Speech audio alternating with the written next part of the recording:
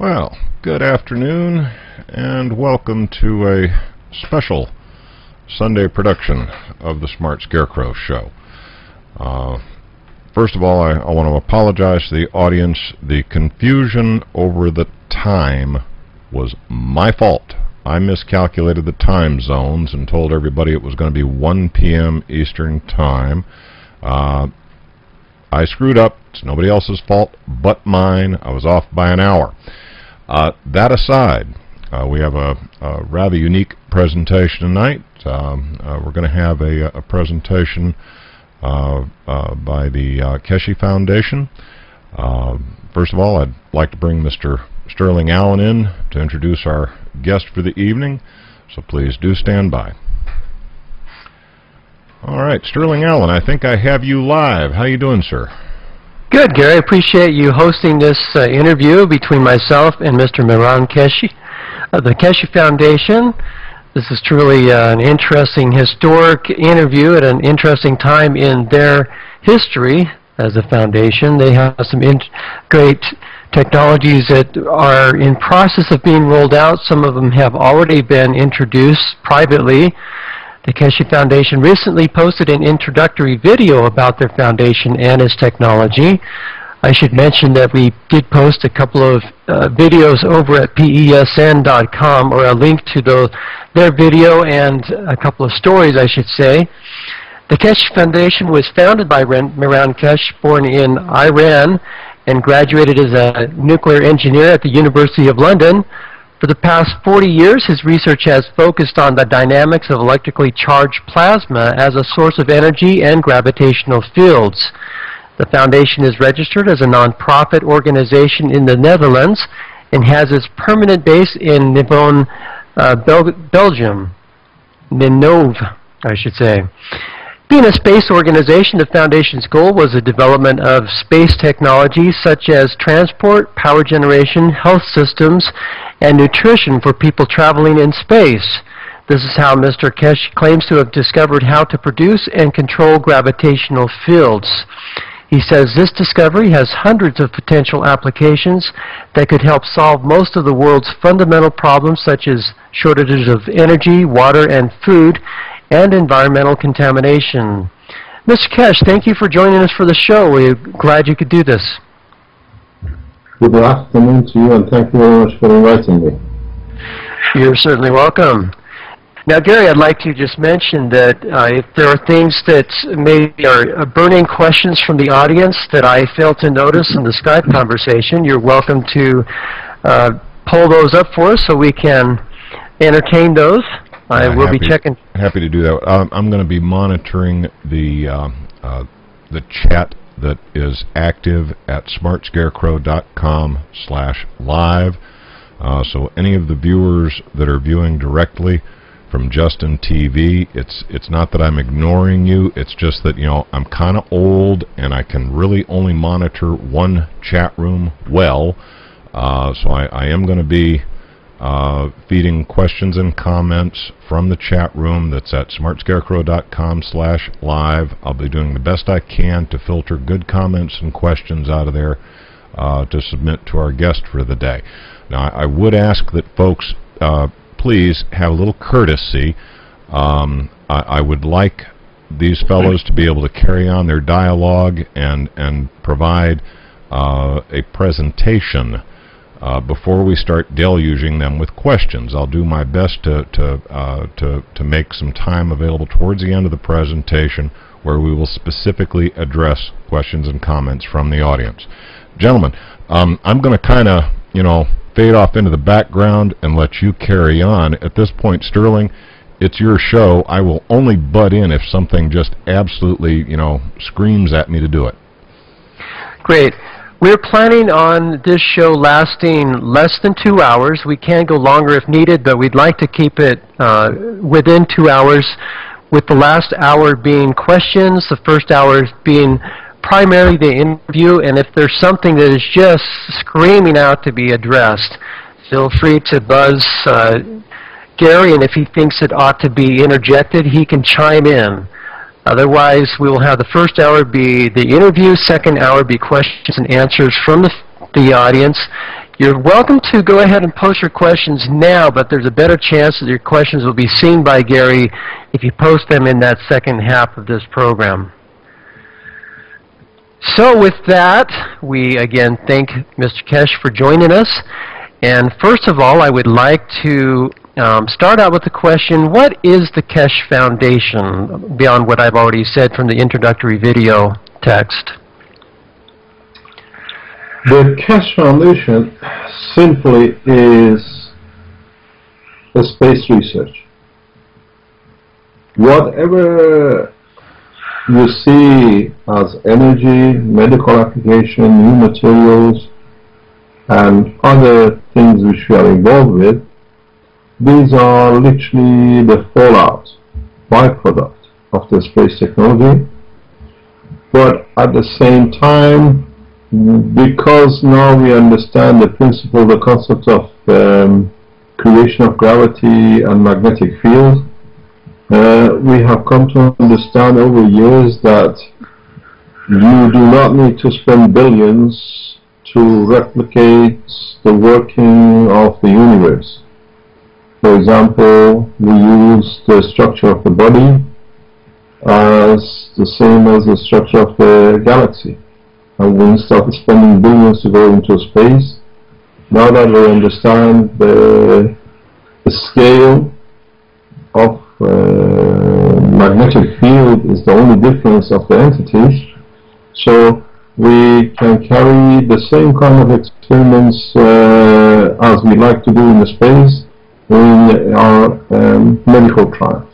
So we actually do the whole purpose is totally focused in understanding and developing new methods for space exploration.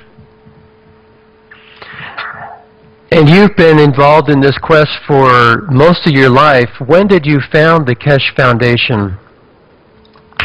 The Keshe Foundation was founded about 2005-2006 in Belgium, but it's a Dutch stichting, which means it's a non-profit organization which is based in Holland. But the research in developing such a technology and to understand the basic of it with me goes back over 40 odd years. Okay. And I noticed the images that are shown in your video and on your website show quite a number of people involved. There is a group photo shown in your introductory promo video that was posted 3 days ago, which was very well done, by the way. We should thank the people who put a lot of effort in doing it and organizing it. Yeah, kudos to them. So in that group photo, could you give us an idea of what we're seeing in terms of partners, board, full-time, part-time? Who's involved in the Keshe Foundation? The Keshe Foundation is, in a way, the way I've set it up, it has no, what do you call it, bosses.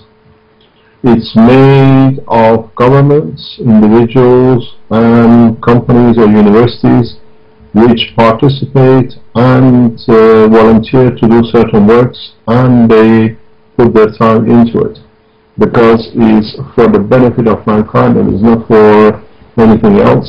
So the people you see on that platform, this picture was taken after the Eindhoven presentation in 26th of November of 2011. These are all the volunteers who have helped to set up or organize or are involved in different ways with the foundation. And in so many ways, the Keshe Foundation, as this ethos is, will be run by the people for the people, but through a well-organized manner, which means in reality, when the first patented, which now is in public domain, it would have been taking me years to put my knowledge out the way it has done. But there is a system which you can use called European and World Patent. You put your knowledge in, they publish it for you, you can keep your payment for 2 years, then it's in public domain. Nobody can block it. So we have used well-known procedures of European and world patent to our knowledge to be published worldwide. And this is one of the problems at the moment with the foundation, that our technology cannot be shelved under no circumstances because it's in the hand of the public, and the people who read the books, who understand what we do or read the patents, slowly and gradually are turning to Keshe Foundation for the solution into a lot of problems with the space technology and others. In a very simple way, we have started in past 2 weeks, and especially since we put our video up, seeing approach by leading scientists from aerospace agencies around the world, offering the know-how and offering to help with what they know in the field of their expertise. And as you said, the video was posted only 3 days ago. I've been told, I haven't seen it, it's around over 30,000 in 3 days. And with that and through that, we have received now, I think, about 5 leading scientists who would like to discuss with Keshe Foundation or assist us with it, because they have the expertise we don't have. And in my email to all of them is very simple. We are here to unite all the space agencies, not to divide. So they have to stay where they are and come through that we do not cause problem with other space agencies. So we are not an individual group, we are not a single person. There are a lot of people in the background who work, and we are expanding in a very nice way, but through the people, among the people, with the people. Could you just give us an idea of, obviously in any organization you have some people who help as they can as volunteers on the side, kind of as a hobby, and then you have people who work full-time who are the core entities to help coordinate the whole operation. Could you give us an idea of the number of full-time people involved in the foundation? The foundation does not employ anybody on full-time basis. Everybody contributes on their time, full-time, part-time, and in turn they are what we contribute towards their work. So what this means is that we are not tied up to any organization or any single person. At the same time, if you consider the space side, there are hundreds of thousands, at least a few thousand people who are totally involved in the space development. But how we do it, the way it's organized, is very confidential, and we keep it that way. Okay. Now let's talk, if we could. I have to tell you, let me explain to you one thing very clearly. Mm-hmm. We are not financed by no government. This is absolutely to make clear. We are not financed by no government and by no organization, by no company. So we are totally independent. Okay. Even though we collaborate with nations, with governments and universities and scientists of different governments. Thanks for that clarification. That's good to know. Can you give us an idea of how many governments, how many nations are in collaboration with you right now? No. Okay. Every time we've spoken, I ended up to be in problems, so not really. The ones we want to know, they already know. Okay. Let's move our conversation now away from the foundation to the technology that the foundation is involved with, based largely, if I understand right, on the books that you have come up with. You posted some instructional videos 2-3 years ago on your YouTube channel. People have been looking at those.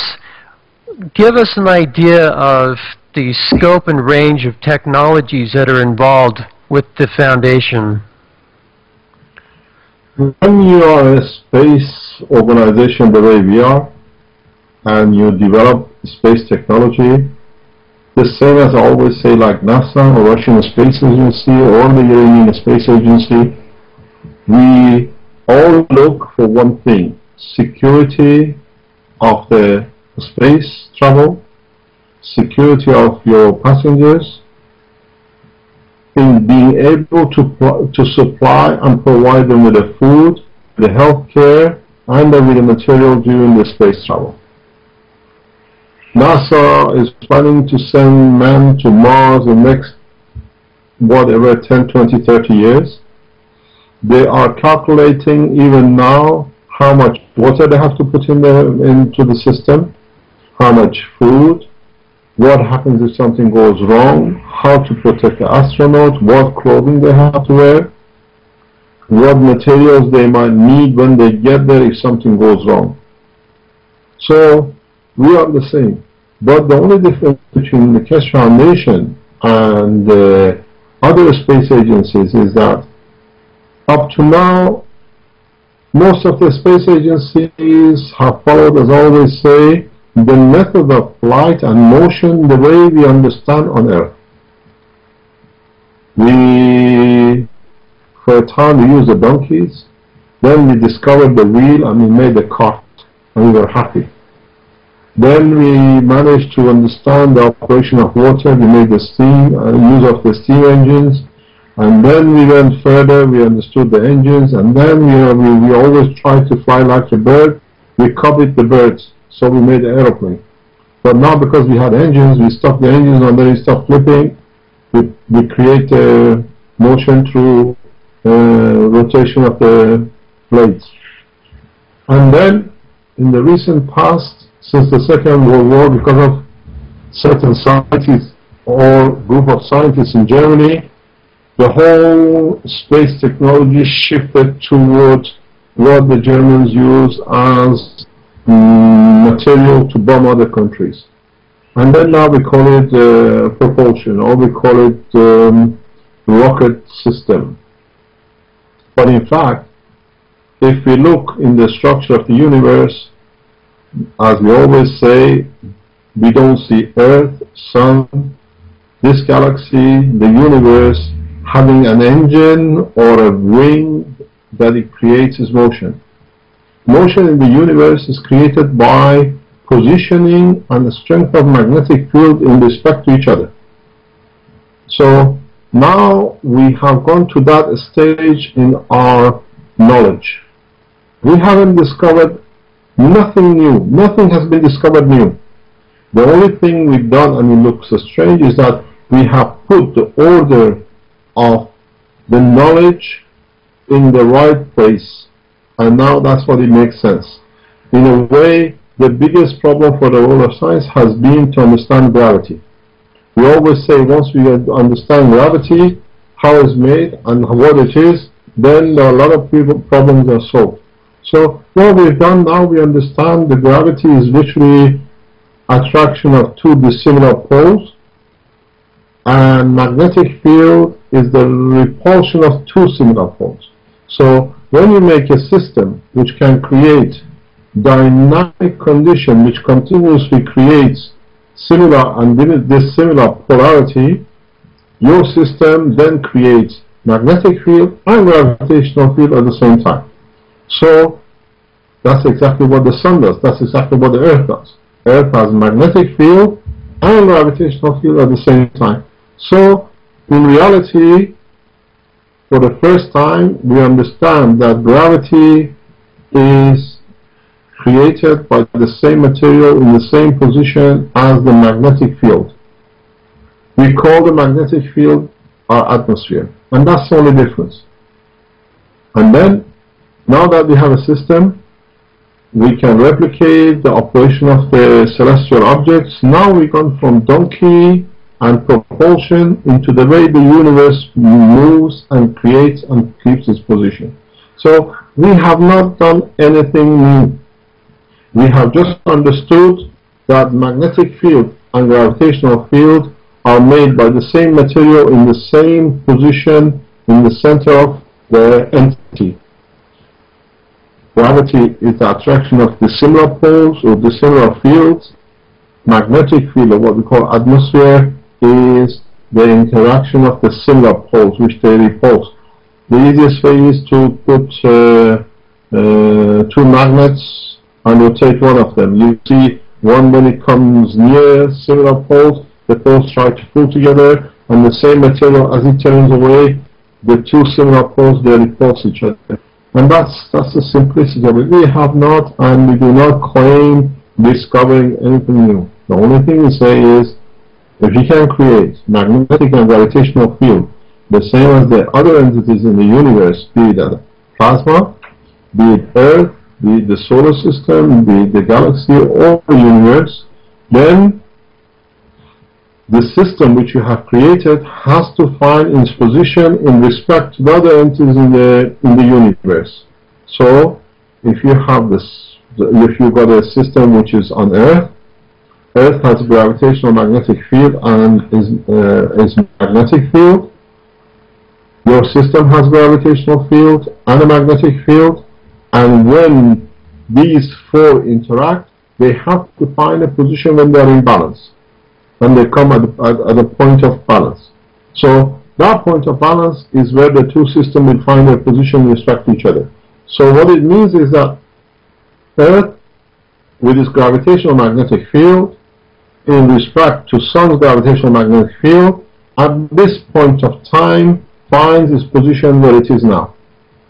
It's the same in respect to the Moon and the Earth. The Moon, with its gravitational magnetic field, and Earth's gravitational magnetic field, where they find a balance in their forces, this is where they stay apart from each other.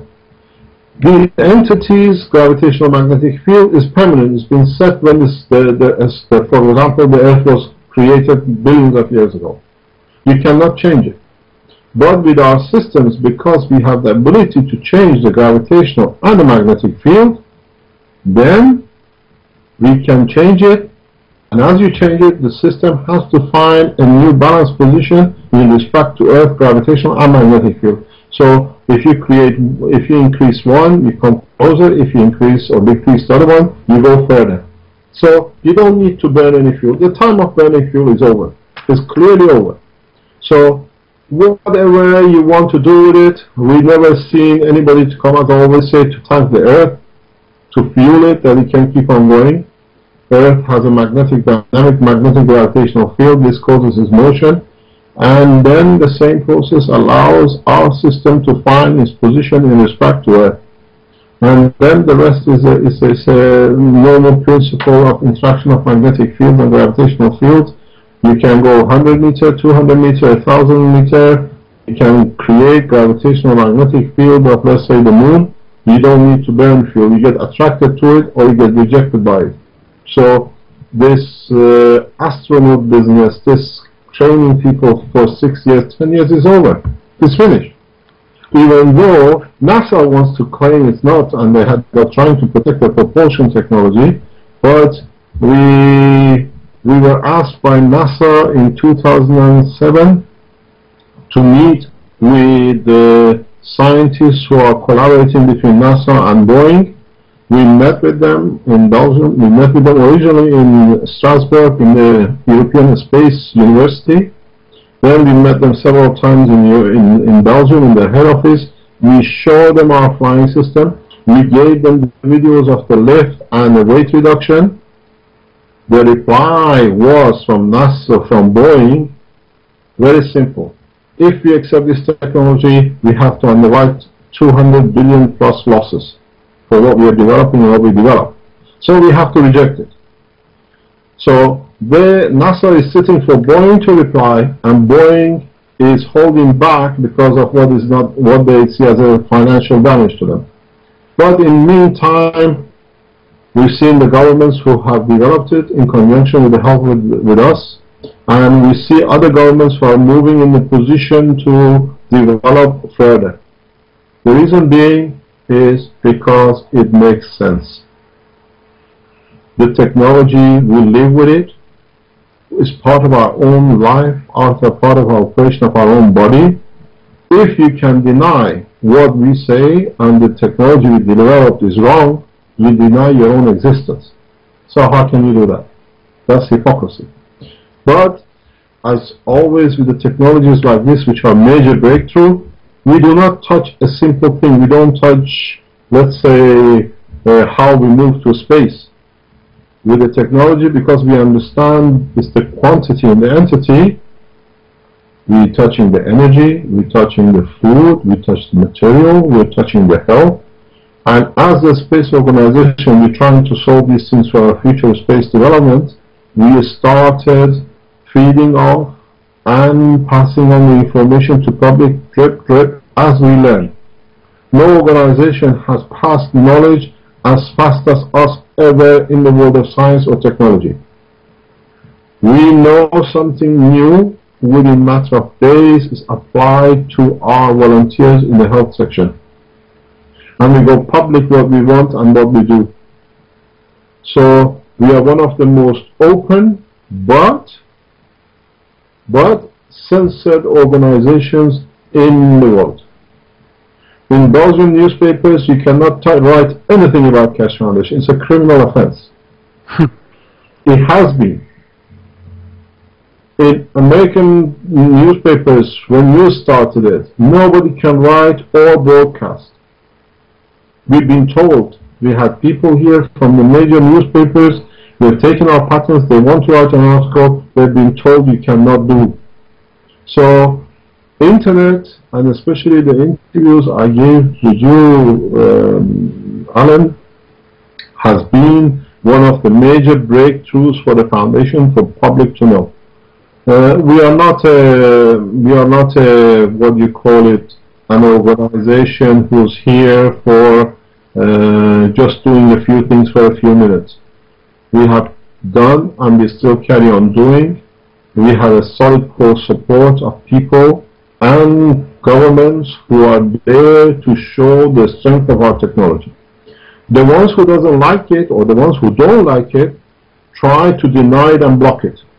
The ones who realize they are getting lied into, they are changing position. And in so many ways, in us being correct, governments, a large number of governments are turning to accept the technology to save themselves from the crisis of present time which has been created financially. And I always said in my writing from 10 years ago, my technology will not be accepted out of the love for it, but out of the fear of annihilation of nations and people. And now we see it. I have received telephone calls from ambassadors, I received telephone calls from embassies. We've been approached regarding the Japanese situation in past 48 hours to go back in directly with government. So we've been told if you can do something. So the government are realizing we are not just a talk show. We show, we do things, and we open our technology to the world for them to use. But there is one major problem.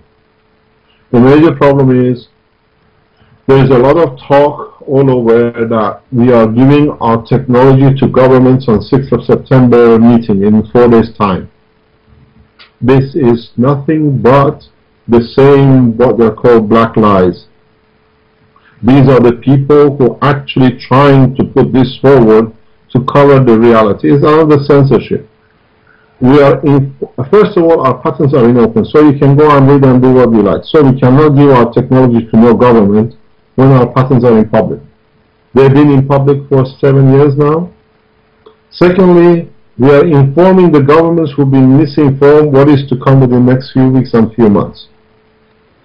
For them to be ready, for people like you to be able to sit behind the internet and at your house in safety. I gave a talk on Friday in Holland, and it's very simple. This technology is getting opened up by different people, and somebody, if jumps the gun very quickly, then let's say the Chinese will learn to get here as fast as we see and it's done. I wonder how many tens of thousands of people can you accept in front of the White House? Chinese. How many Africans who have nothing but now they can get a free ticket to New York, how many of them you want to see there? How many people would like to have the same privileges of the Western world? millions. We see them getting on boats and trying walking the deserts for months and getting drowned in the waters in hundreds and thousands every year to get to the West. This is a cheap ticket, easy ticket this time from now on. One of the things that, in talking about the space technology and this anti-gravity or gravity modification technology or working with gravity in a different way, how does energy generation tie into this? Of course, our audience's primary interest is in the energy aspect. We're also interested in anti-gravity and these other health and whatnot. Sterling, I'm sorry, but we've apparently lost our connection with Mr. Keshe. I'm trying to get it reestablished right now. Okay, I think I've got him back. Yep, there he is. All right, but needless to say, we dropped our connection right as you started to ask that question. So I would suggest you repeat your question, because I'm sure he didn't hear it. Okay. Appreciate those explanations about your technology and the anti-gravity principles, or working with gravity in a different way. Our audience is primarily, but not exclusively, interested in energy. We're also interested in anti-gravity, health, and these other things you're talking about. But could you explain briefly how the generation of energy, which you put as a distant priority to the space technology, how does the energy generation technology fit in here, and what might we see in terms of devices that can produce energy on the ground for non-transportation applications? We have offered our energy systems for delivery by end of this year, and we are on target. We will meet our target. The energy up to now, what was being done was, everybody thinks, is in respect to having a dynamo and putting and generating energy, where you create magnetic fields through motion of magnets within the copper coil or something in those boundaries, or something with a chemical operation. With the technology we developed, we have 3 or 4 choices to create energy, depending on what position and where you are. We can create energy the way our body does, which is through nanomaterial, nanotechnology. We shown this system in Eindhoven in November 2011. With this way is, when you convert matters from one state to another, where up to now we are used to chemical interactions, now with this new technology we change matter from one state to another. This releases energy which you can use as heat or electric current, which we have shown with the experiment with Electro Magazine in their lab, that we could run motors, we could light LED lights and all sorts of things. This method of conversion of matter from one state to another allows production of new type of material which has been unknown up to now, and at the same time it allows the release of energy. This process, we all know, is part of our life, but up to now we didn't understand. What this means is that matter, as we know now, is solid, liquid and gas.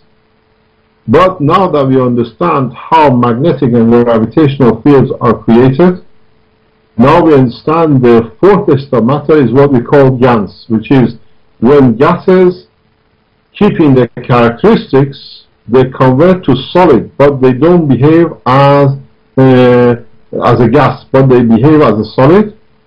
But in this state, they behave as a superconductor. Then what happens when you're changing, for example, if you want to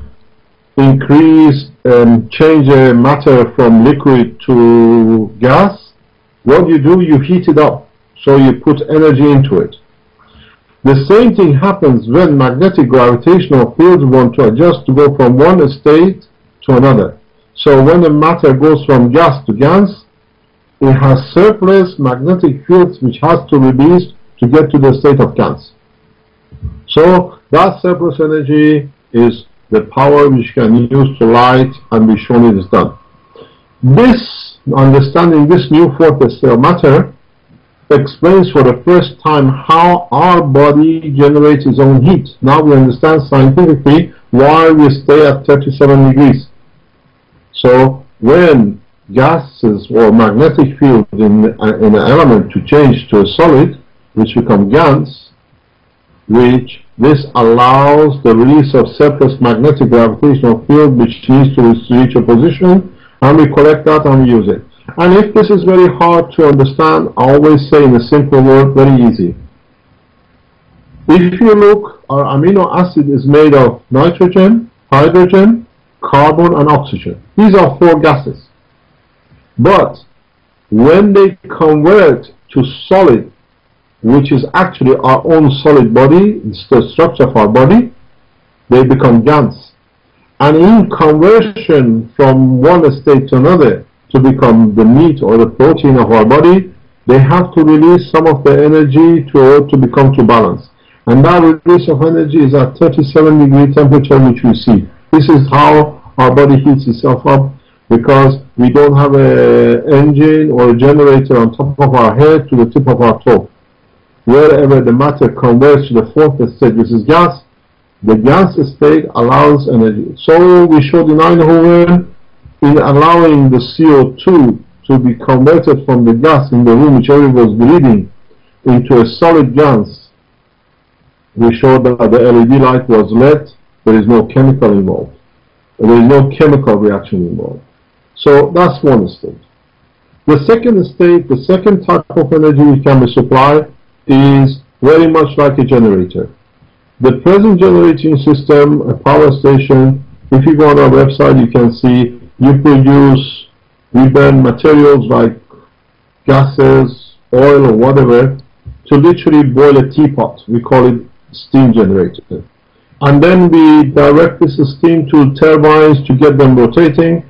And then once the rotation of the turbine is achieved, at the end of the turbine we put a series of magnets which they rotate among a certain copper-coil combination. And that motion of magnets in the copper allows the generation of the electricity the way we know. As I said to you before, we have learned how to create gravitational and magnetic field in our system. When you create gravitational magnetic fields, these are always in a dynamic shape, the same as Earth's atmosphere. Our magnetic field, our atmosphere, is dynamic. And this dynamism shows that, for example, when meteorites come in interaction with the dynamic magnetic field of the Earth, they burn out. So, because our system creates a gravitational and magnetic field, which magnetic field can go beyond the boundary of the system, if we put our system in a copper-coil condition, then we achieve the same principle as a generator, with the difference that we create our motions through interaction of magnetic field without burning any fuel. So we have built this system. This system, the brainchild of this system was one of the leading Iranian scientists who was working with me in Tehran, and he said, can we build something to put in the middle of a generator? So when I came back to Belgium in 2008, I set out to do it, and we built the first system. And we have shown it before. Some people who were present on the 3rd of December in Ghent, when we showed our system, they have seen it. Then there is another system, which this system is the easiest way to make energy. The easiest way is very much you do not need to rotate anything. If you understand the structure of the plasma, then you can go inside the plasma of, let's say, proton, open it up, and take whatever field you want as much as you want at the point of need.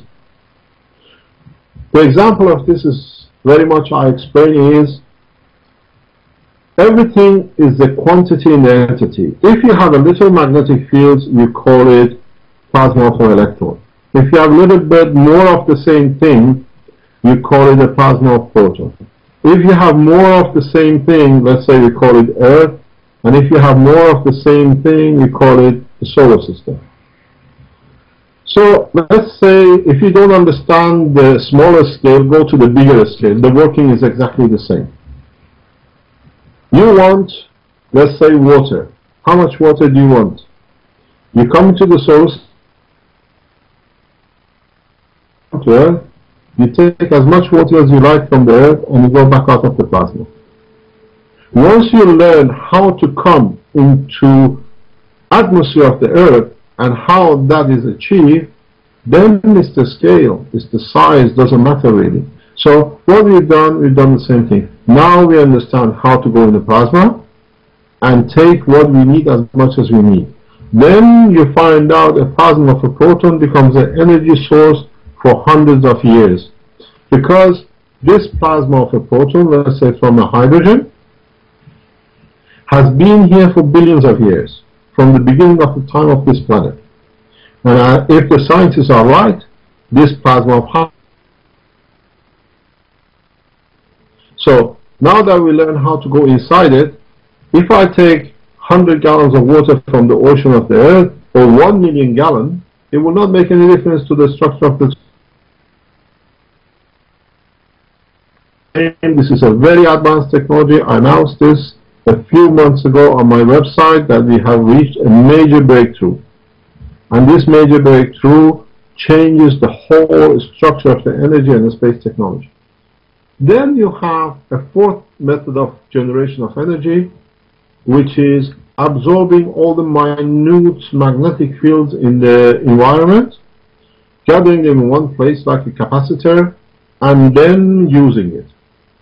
This method, we introduced the material over 7 years ago. It was checked immediately by IMEC, which is a leading nano institute in the world. And they immediately wrote to us in a registered letter, we have it, it's been submitted, that if we talk about what we discovered ourselves, we break the law and we go to prison. I never heard such a bullshit. So, we've been tested. I give you the name of the organization, it's called IMEC. We have delivered, we have the certificate from them, which they do. And then immediately, within a few months later, the Belgium Atomic Energy Authority, with the order of the Belgian federal government, spent hundreds of thousands of euros to investigate what we're talking about. And after 3 months, again, they figured and they classified the discovery. Because what it is the world is full of the universe is full of little magnetic fields. Now, understanding creation of gravity and magnetic fields, we can absorb these little magnetic fields and we show it in a torch. We show the torch, people who've been to my demonstration, they see this torch has been running for 3 years now. You can leave it on as much as you like because it continuously absorbs. The more you leave the light on, the more it absorbs from its environment. So this method, we registered a company called the Keshe Power Cell to start commercializing this, and it has taken us exactly 3 years till very recently to get permission to run this company, for this company to be able to work. It's literally a matter of 2-3 months, and the company setup and registration is done in 2009. They found every way to block it, just because now with this absorption of magnetic field, your solar system and the solar systems which you buy at the moment become obsolete. Because at the moment when you have a solar system on your roof, or when you have the windmills, only when it's the sunshine and it's warm, or when it's windy you have electricity. But the magnetic fields in your environment are there day and night. So we call this system the day and night system, where actually through our trials it shows we absorb 3 times more radiation from the environment during the dark hours than during the daylight, because of the interference by the light from the sun. So in a way, when up to now, whenever we need energy, which is the evening and night time, there is no sun. So our solar systems are useless. It's just what we produce during the day, we sell to this power supplier, and then at night or we store it in the battery. Now with this technology, you have enough energy at night when you need it. We show this system again as a torch, and we show a system at 3-dimensional, which I've developed for space, because in the space you can't direct your system all the way anywhere you like. So we have developed the 3-dimensional solar system, what we call it the field system, which can absorb energy from any direction which you are traveling to. So these are the 4 systems of energy. We have shown them. We have allowed governments to look into it and develop it. And as I said to you in my talk when I was going to Holland, when you called me, there are people around the world who have, through our patent and our books, have broken through and are replicating. Can you give us an idea of how many people we're talking about? Are we talking 10, 100,000? Something. Let me tell you something, Alan. We have emails from scientists from UCLA going back 2008, 2007, where the scientists made a copy of our reactors and they sent us the physical picture of it. They said they cannot run it. Can we advise them or send them one of our working systems that they can learn how it works? So scientists in UCLA, we can release their names, already been working on this from 2005, 2006. Then you imagine the rest. UCLA, NASA, DARPA, they're all working, they're all done, and there is something very interesting. I do not think we are the only organization with this technology in hand. I am more and more getting convinced that this technology is openly available at certain levels, because if you go to the videos and pictures which have been taken in 1970s, early 70s, some American scientists have shown a magnetic material version of this, but they could not reach the plasmatic condition. We are the only organization up to now have achieved it, because as a nuclear physicist I managed to understand the structure and open it up to create it. In 2008, exactly about this time, I was invited by the Iranian government and I passed all my information, my technology to the Iranians. Not just because I'm Iranian, Iranians are the ones who invited me to develop it. Where in Belgium I was threatened to be killed by the government, and all sorts of threats received from within the structure of Belgian government. So it's not that we are wrong. The only thing is, up to now it was better to keep it quiet. But as the patents are released, as everything else has moved on, there is no way to stop. But there is one thing. Now that the cat is out of bag, this is the way we done it, the national security, the defense of the nations, and not the nations, people, citizens, it takes priority. So that is why we have asked the government's ambassadors to attend. We have received a very good response for the 6th of September. Unless the American government decides to pressurize other governments that did their first time, but still some turned up, then we will see a huge change in the operation and the structure of the space technology from now on. Not that we are going to give knowledge to the governments. We tell the governments what knowledge we have given to the people and what is going to be done very soon when we start our mass teaching. You don't need a spaceship. Your little car can take you anywhere you like, because now you can control the gravity and the magnetic field. You sit in a Mini or you sit in a Rolls Royce. You want to be in Washington, you want to be in New York, you want to be in London, you can just increase the magnetic field and gravitational field beyond the boundary, physical boundary of your car. You're in a spaceship. This is the simplicity of it.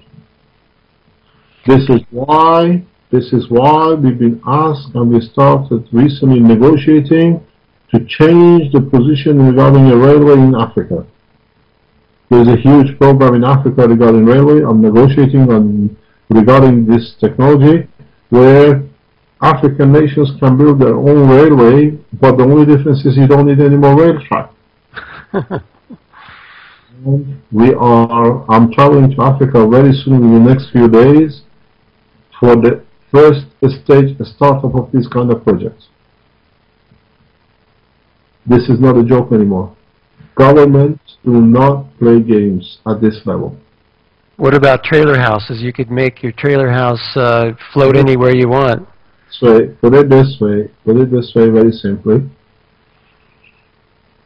I spoke with the people who are in the game of shipping. Do you think there is any need for ships on the water when you can put a small system within, let's say, a container? China, center of Washington to the warehouse, you have a GPS, huh? Location to location. The changes are huge. So governments have to plan for it, otherwise people will start eating each other up. We don't approach the governments out of the fear. We approach governments to create protection around people for themselves. Okay. Quick question. I'm wondering, you're familiar with what's called the electric universe model of how the universe is electrical in nature. Are you familiar with that, and how does your model tie into that? No, I'm not familiar. There is a big problem with me, and the problem is that I'm very ignorant to reading and studying things. I believe if I start reading other people's work, then it affects the way I think and the direction of my work. So I carry on with my work, not out of being arrogant, out of trying to keep in line with the reality of my work. How many people would you say there are who understand well enough what you know to be able to carry this forward? At the moment, runs into about, our last count, between 20 to 30,000, mainly Iranian spaceship program. Iranian scientists understood and they grabbed it by hand. I left Tehran on 21st of January of last year, where I showed to the officials what I have achieved and what they were working. And within 8 weeks after my departure, Iran on the 8th of March announced they have a spaceship program. No government has announced that they have a spaceship. The difference between the Iran space program and the Iran spaceship program is, the space program is what is propulsion, what the Americans do, what the Russians do. The spaceship program is when you use gravitational magnetic field, you don't burn any fuel, you don't need launch pad, you can fly from the roof. So the game has changed just because we understand how the universe creates motion. So at the moment there are thousands. Put it this way, a government as powerful and as economically stable as Iran would not, as a highest level of prime minister and ministers, going public saying out of nowhere, we have a spaceship program. Now, Americans never announced they have a UFO, huh? They were ashamed to do it because they didn't have the knowledge. Iran has shown, and the Office of His Excellency President Ahmadinejad's research office have invested a lot of time and money to develop this further. And with the support of His Excellency President Ahmadinejad, Iran has reached a stage that is unique.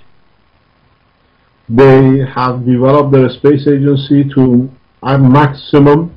They have not abused their knowledge. They are enforcing peace. So if a government announces they have such a program, they don't have one man or two men sitting in the back of the cafeteria making something. Investments and developments are in huge numbers and huge quantities. And when you have that spaceship program, where we showed our systems on the 3rd of December last year in Belgium in front of some 150 people.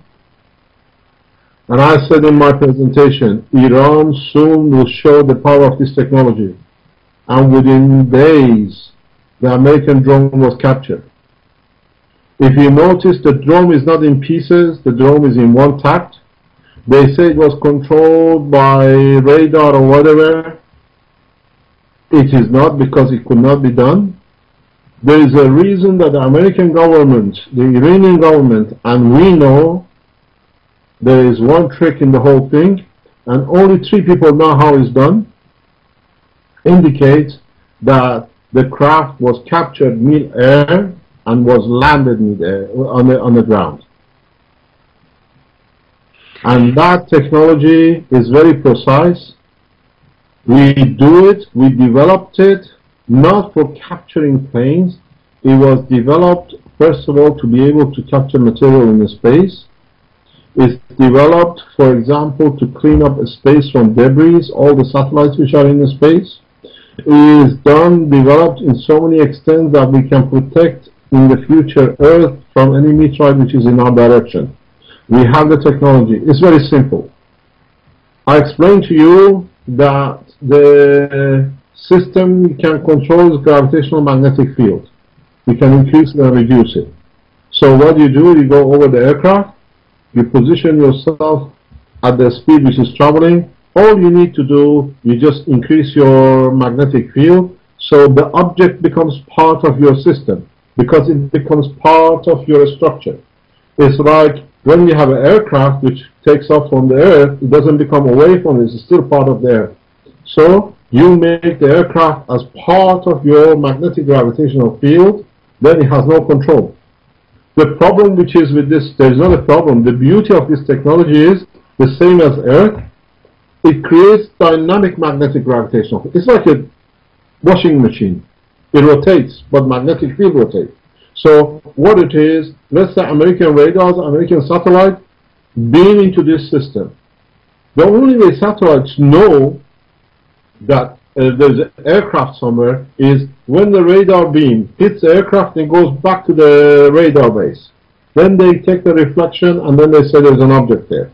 But this machine, because this magnetic field, because it's dynamic, it absorbs the little weak magnetic field of the radar. It doesn't go back. And the principle they say is that because our radar doesn't show, it doesn't exist. You fools, your magnetic field of your radar is already absorbed. How do you expect it to come back?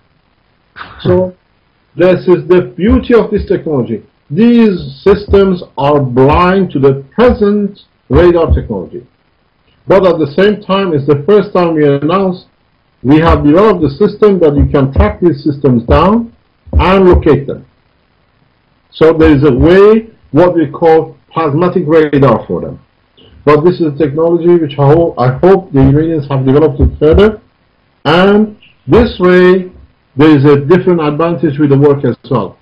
At the moment, let's say when, as I always say, when you fly aircraft, you have an air resistance, you have friction. With these systems, because you can increase your magnetic gravitational field beyond the boundary, so physically your matter, your aircraft, never comes in touch with the air, the atmosphere. So the flights are frictionless, more or less. Secondly, as I always say, intercontinental missiles, maximum speed, Mach 2, Mach 3. When you travel with gravitational magnetic field system, with the protection of gravitational magnetic field protection, speeds 35 to Mach 40 is normal. As I always say, it is stupid for any nation to go to war anymore, because the present missile, the present aircraft technology is too slow for what is being developed. And so with this technology, one of the reasons it can make war obsolete is the defense capability of intercepting incoming weapons to peacefully, basically, either deflect them off to space to blow up there, or to land them without detonating So that's exactly what the Iranian government has done with the American spy plane. That's why your president very nicely put it. A few days after capturing the plane, he says we would like our toy back. He put it in the best way we could put. The present advanced military hardware has become toys. Nothing more. They are toys because they are not used for nothing anymore. The only solution is to sit and work out the world peace in a manner that everybody has the same, nobody robs nobody, because with this technology to our material development, we did in Tehran in 2008, we produced protein, I produced diamond and structural material. So how much gold do you want me to give you? 1 million ton? How much gold do you want in Fort Knox to reserve? Because Iran can produce the same, all the African nations can do the same. How much gold would you like to have? We put 10,000 ton in Libya and they can go and empty it again. Because Libyans can make another 10,000 ton by tomorrow morning. So the value of what we put value, materialistic value, is over. This is what I say, and this is the ethos of Keshe Foundation. We are here to serve, not to be served. And when you have everything, then you have free time to help and develop and serve and bring progress. It's very hard for a few people because they want to hold on to their 2 or 3 private jets in the back garden and to be called Mr. and President. There are 180 nations and it cannot be more than 180 presidents. Huh? So how many of these presidents are there to serve their nations than being called president to be served? When the position changes, then we find peace. And there are other people who are fighting. As I told you in our private conversation earlier on the phone a couple of days ago, you have elections coming in America. The people who are in opposition are walking around trying to use the Keshe Foundation as a tool to beat the President Obama's election, that he has ignored one of the advanced technologies in the world. We are not playing that game. I will not allow my technology to become a toy or a game between nations. We offered open-handedly the technology to Americans. I always played open hand with the Iranian government. I played open hand with the Russians. I played open hand with the Israeli government. I played open hand with the Chinese and the Americans. You take what your people think is to their advantage. I will not let my technology to be used for advantage of one thing to another, or to be used for gaining upper hand. And then when the elections are finished, they dumped us, we become another axis of evil. So I've been approached and we're keeping out of these situations, but people in power know we are a peaceful organization, our knowledge is open to them. And as I told you, I put a call Friday morning to the American ambassador. He was not in office Friday, he won't be there on Monday, he won't be there on Tuesday, he won't be there on Thursday. I said, talk of peace should be direct, not done through threats. Let me put it this way. If the Israeli government ever decides to attack Iran, or any other nation decides to attack another nation, with this technology, the fallout and the death will not be in few hundreds and thousands. There is a development in this technology that it can match gravitational field of any item in the world.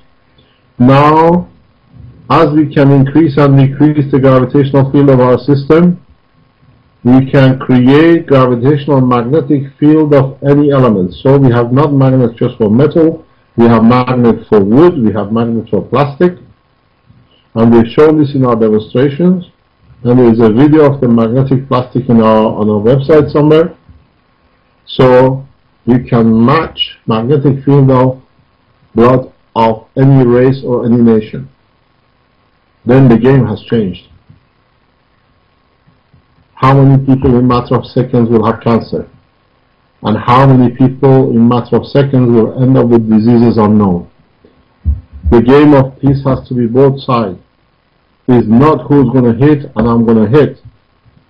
As you've written on your website, the ships become bathtubs. It's not a talk. The American government knows exactly what that word means. When I wrote in my forum that the F-16, F-18s become metal birds, they know how the American plane was captured and they know exactly what this technology can do. So it's not anymore that Iran or Israel or America or Russia has a chemical weapon. There is a new arsenal in the destruction world, and this is not systems which can match gravitational magnetic field of any element in the universe. Now it's just a matter of changing the strength. Huh? So, would you like to have a Jewish blood? Would you have to have a Muslim blood? Do you have to be white, black, or yellow? Now we can match your magnetic gravitational field. We change it, you get cancer within seconds. You change it, you can get all sorts of destruction of cells. The nationalism, the religionism, the color and racism is over. There is one path, and that's the path of peace. And this is the one which we are emphasizing on 6th of September. And again, I know the American government is listening to this conversation in Syria. We invite you on the table of peace, not to tell you not to threaten, but to bring equality that we can go forward in a nice, clean direction as a whole, not threatening to be done. I said before, you launch a missile from Washington or from borders of Turkey into Iran. These missiles will never reach Iran. But once they launched, they have to go somewhere. And I always say it's got a name on the side, made in USA or wherever. Would you like a missile back in Washington or New York? Somebody in the forum commented, return to sender. Yes, but the thing is, as I always say, when you have friends and a friend gives you a gift which you don't need, you give it back to him. You don't throw it in the bin. We consider America as a friend. We consider Israel as the same nation because a third of the Israeli nation are Iranians. So let's play the game of peace and not talking rubbish. As I said, would you like the gravitational magnetic fields of Jewish blood, the Muslim blood, Christian blood, yellow, white, or whatever color you like? This is a new arsenal in the weapon technology of peace, not weapon technology of war. So this very, very straightforward. The 6th of September meeting in Keshe Foundation Center, we have not received up to this minute rejection from the American government. They are still holding back. My talk or my request from the American government is very simple. The last time we put a 21st of April meeting, within 48 hours we received a full whack of presidential decree against us in a different form. We finished the meeting at 10:30 on Saturday, and out of nowhere on Monday morning 9 o'clock there was a presidential decree which was targeted at us totally, because our system can jam their systems electronically because of the magnetic field which I explained to you. This time I invite the Americans on the table of peace, because after this there is no more chances. There is no more chances. I request the Israeli government on the same table. We are all the same. I'm half Jewish. I respect the Israeli government as much as I respect the Iranian government, as much as I respect the American and the other nation. I know what I've developed and I know what I've released. It's an animal nobody would like to be in the cage with. Nobody wins. And I hope, and I again put request to the Americans, attend this meeting. Do not pressurize other government not to turn up. We know who's going to turn up. Even past few minutes I received an email, and one of the government is sending delegation of scientists to be present. And they've sent a list of their names. major governments, last time they listened, this time they are not listening. It's very simple. It's not my technology, it's yours. But at the same time, for the time being, we have to work with the governments that we can allow peace to be in position before people can start using it. Because they start eating each other. They will eat each other like nothing. Because the Africans would like to have a fridge and a freezer as much as you and I have in our house 2 and 3. So the whole thing is, how many Africans would you like in front of the White House? 100 million, 20 million, 10,000 every day? So let us bring balance into peace world. And I go again. There are major countries which are attending, major developing Western countries which are attending, which they were pressurized last time not to turn up. But this time they are coming, and they are coming not just at ambassadorial level, but they are bringing their specialists to see what it can be done. So it's not a matter of energy, it's not a matter of space, because now we are running trials on seeds. We have shown we can create harvest much more with the same seed, that it can eradicate all the hunger and all the things for the animals. So we have now developed the space technology, the health section, where we have shown diseases like ALS, like Alzheimer's, like Parkinson are reversible. But the reality is we are a very small organization. This needs the rest of the scientific world to join. And as I said, since we put the video on, we have seen top scientists, my people on the Keshe Foundation webmaster can tell you the emails we have received from leading organizations and space agencies who want to talk. So people are understanding, but the only thing is, that's one of the reasons I accepted to give you this interview tonight, prior to the December the 6th meeting, September the 6th meeting, and that is, do not walk away. The ones who walk away will not be the losers, but they will get their share later on. And by that later on, they're too far down the queue to catch up. Scientists in every major country around the world are working to achieve this position. The book has been translated into Chinese. The book has been translated to German. The book is getting translated to several languages because no nation wants to be behind.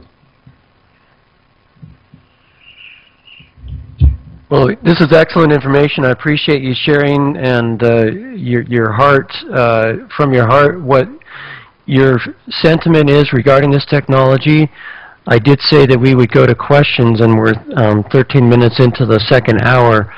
And so I'd like to go ahead and open it up to questions. Can I say something before we into questions? Please, Sure. I think we should have closing remarks. I choose what I'm going to answer. Does not matter what question you put in front of me or what the people ask. I decide what I'm going to answer because of the position you're in. Go ahead. Not a problem. Sterling, there were a number of questions that I put in the Skype chat that came in as emails just before the show. I'm not sure if you have a... I got those. You got that? Okay, I'm going to go ahead and head back into the background. I will be monitoring the chat room for good questions and comments, and I'll do my best to forward those on to Sterling so he can field the questions. Okay. From Bogdana Bozovska, Mr. Keshe, are independent scientists allowed to the next presentation instead of governments? I think some nuclear engineers are more familiar with the quantum than Bulgarian ambassadors. You have to understand, we allow the ambassadors, but this time ambassadors are bringing their own specialists. So it is not diplomatic only this time. They are bringing, we have a list of scientists who are coming with them. So is not that they're only diplomats, but diplomats know what it is. They're bringing their own scientists to evaluate. Can you ascertain the decay rates of the deposited materials on the electrodes?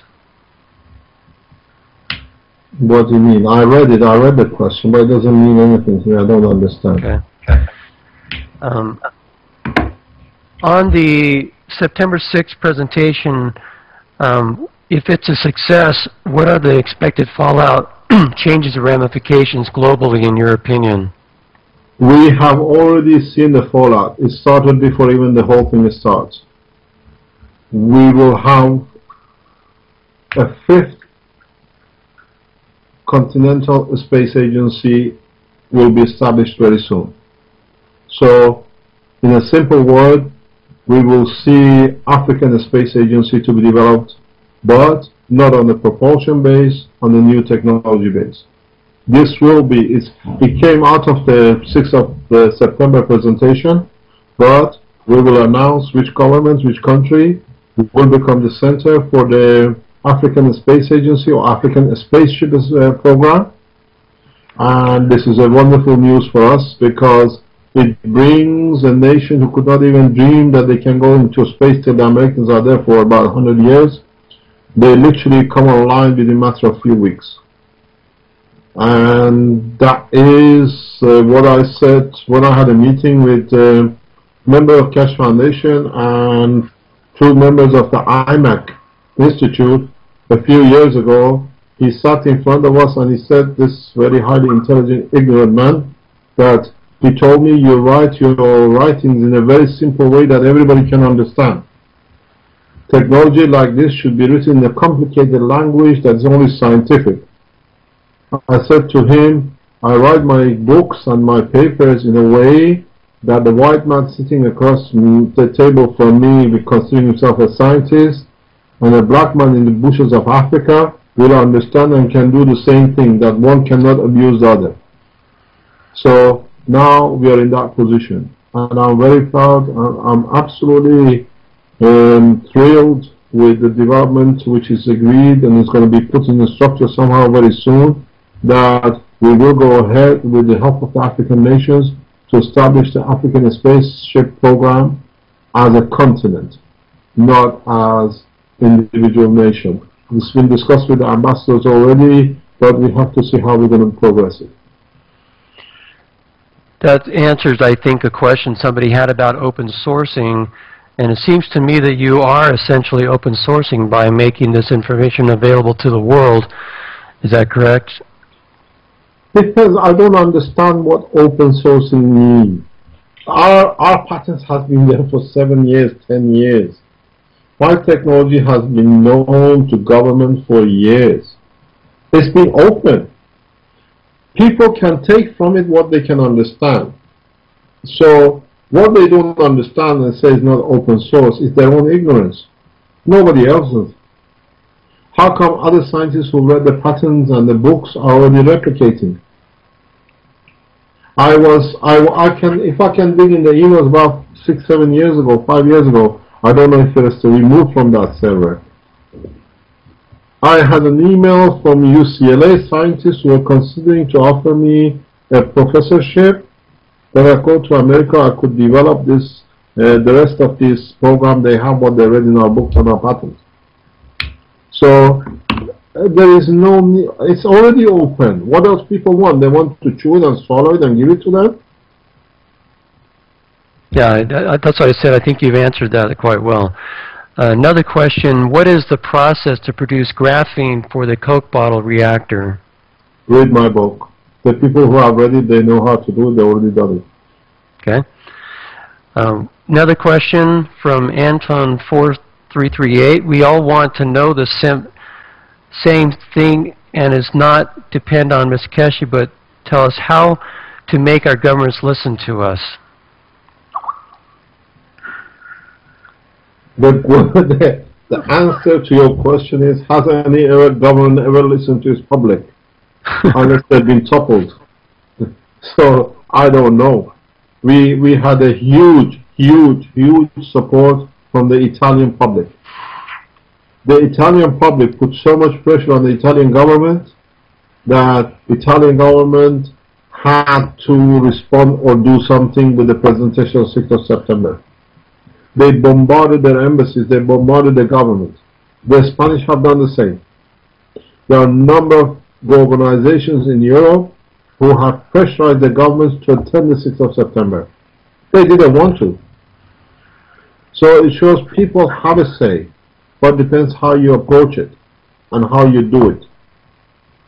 We see the same thing happening in, in China. So it's the people who are allowing for their own benefit for the government to make a decision. So we see the same thing now from what we used to call ex-communist countries. They are pressurizing the governments to attend this meeting. It's not that the governments want to attend. They've been told by the Americans, you go in, you're out. So there's a big choice. You listen to the boss, or you go and see what is sitting in the back door. And a lot of people are choosing the back door. Good for them. Another question from Bussy04. When will we see this beginning of sales of the 4 kilowatt energy generator? We will deliver, as we said, by end of December. As we said, it will be done by December of this year. You have to understand something which is very clear. And this is very important. We announced that we are going to show a floating car, what you call a flying car, on the 26th of November last year in Eindhoven. There are emails between us and the organizers which they ask, can you give us the size of the car and the platform you need? On 25th of November, the day before we were going to show everything, the Federal Police of Belgium, with the Atomic Energy Authority with the support of the American government, they knocked on the door, they sealed my material, and if I do anything out of line which they put on the book, I can go to prison. And today is the 2nd of September 2012. We are nearly 10 months down the line. My materials are still sealed and police wrapped, and I'm such a bad criminal that all the material of mine is still left in my lap. They didn't take it away. So this is not a game, you've done something legal, we're going to close you down, huh? So what they've done, if I was such a bad guy and I was doing such a thing wrong, then you confiscate the nuclear material I carry. You don't seal it, you don't put a police strap on it, police tape on it, put the Atomic Energy Authority seal on it, video it, and then say, you keep the material, we are going. It doesn't make sense, does it? So it's not that we were going to supply the system earlier on. Actually, we were going to supply the system in 2010. We were stopped by the American government pressure. We were going to show the car and the energy system last year. Again, the American pressure stopped it. We can deliver your energy system and tell you how you make it, but believe you me, because we said you are responsible for shipping your material once we tell you it's ready, your governments won't let it pass across the border. That's why the 6th of September meeting is on. Not for us, it's for you to be able to get the system you bought and what is your right. It's in your contract. If you read, the people who pay the deposit, we tell you where your system is, the systems are FOB, you have to organize your shipping. You think your government will allow going through the custom? No way.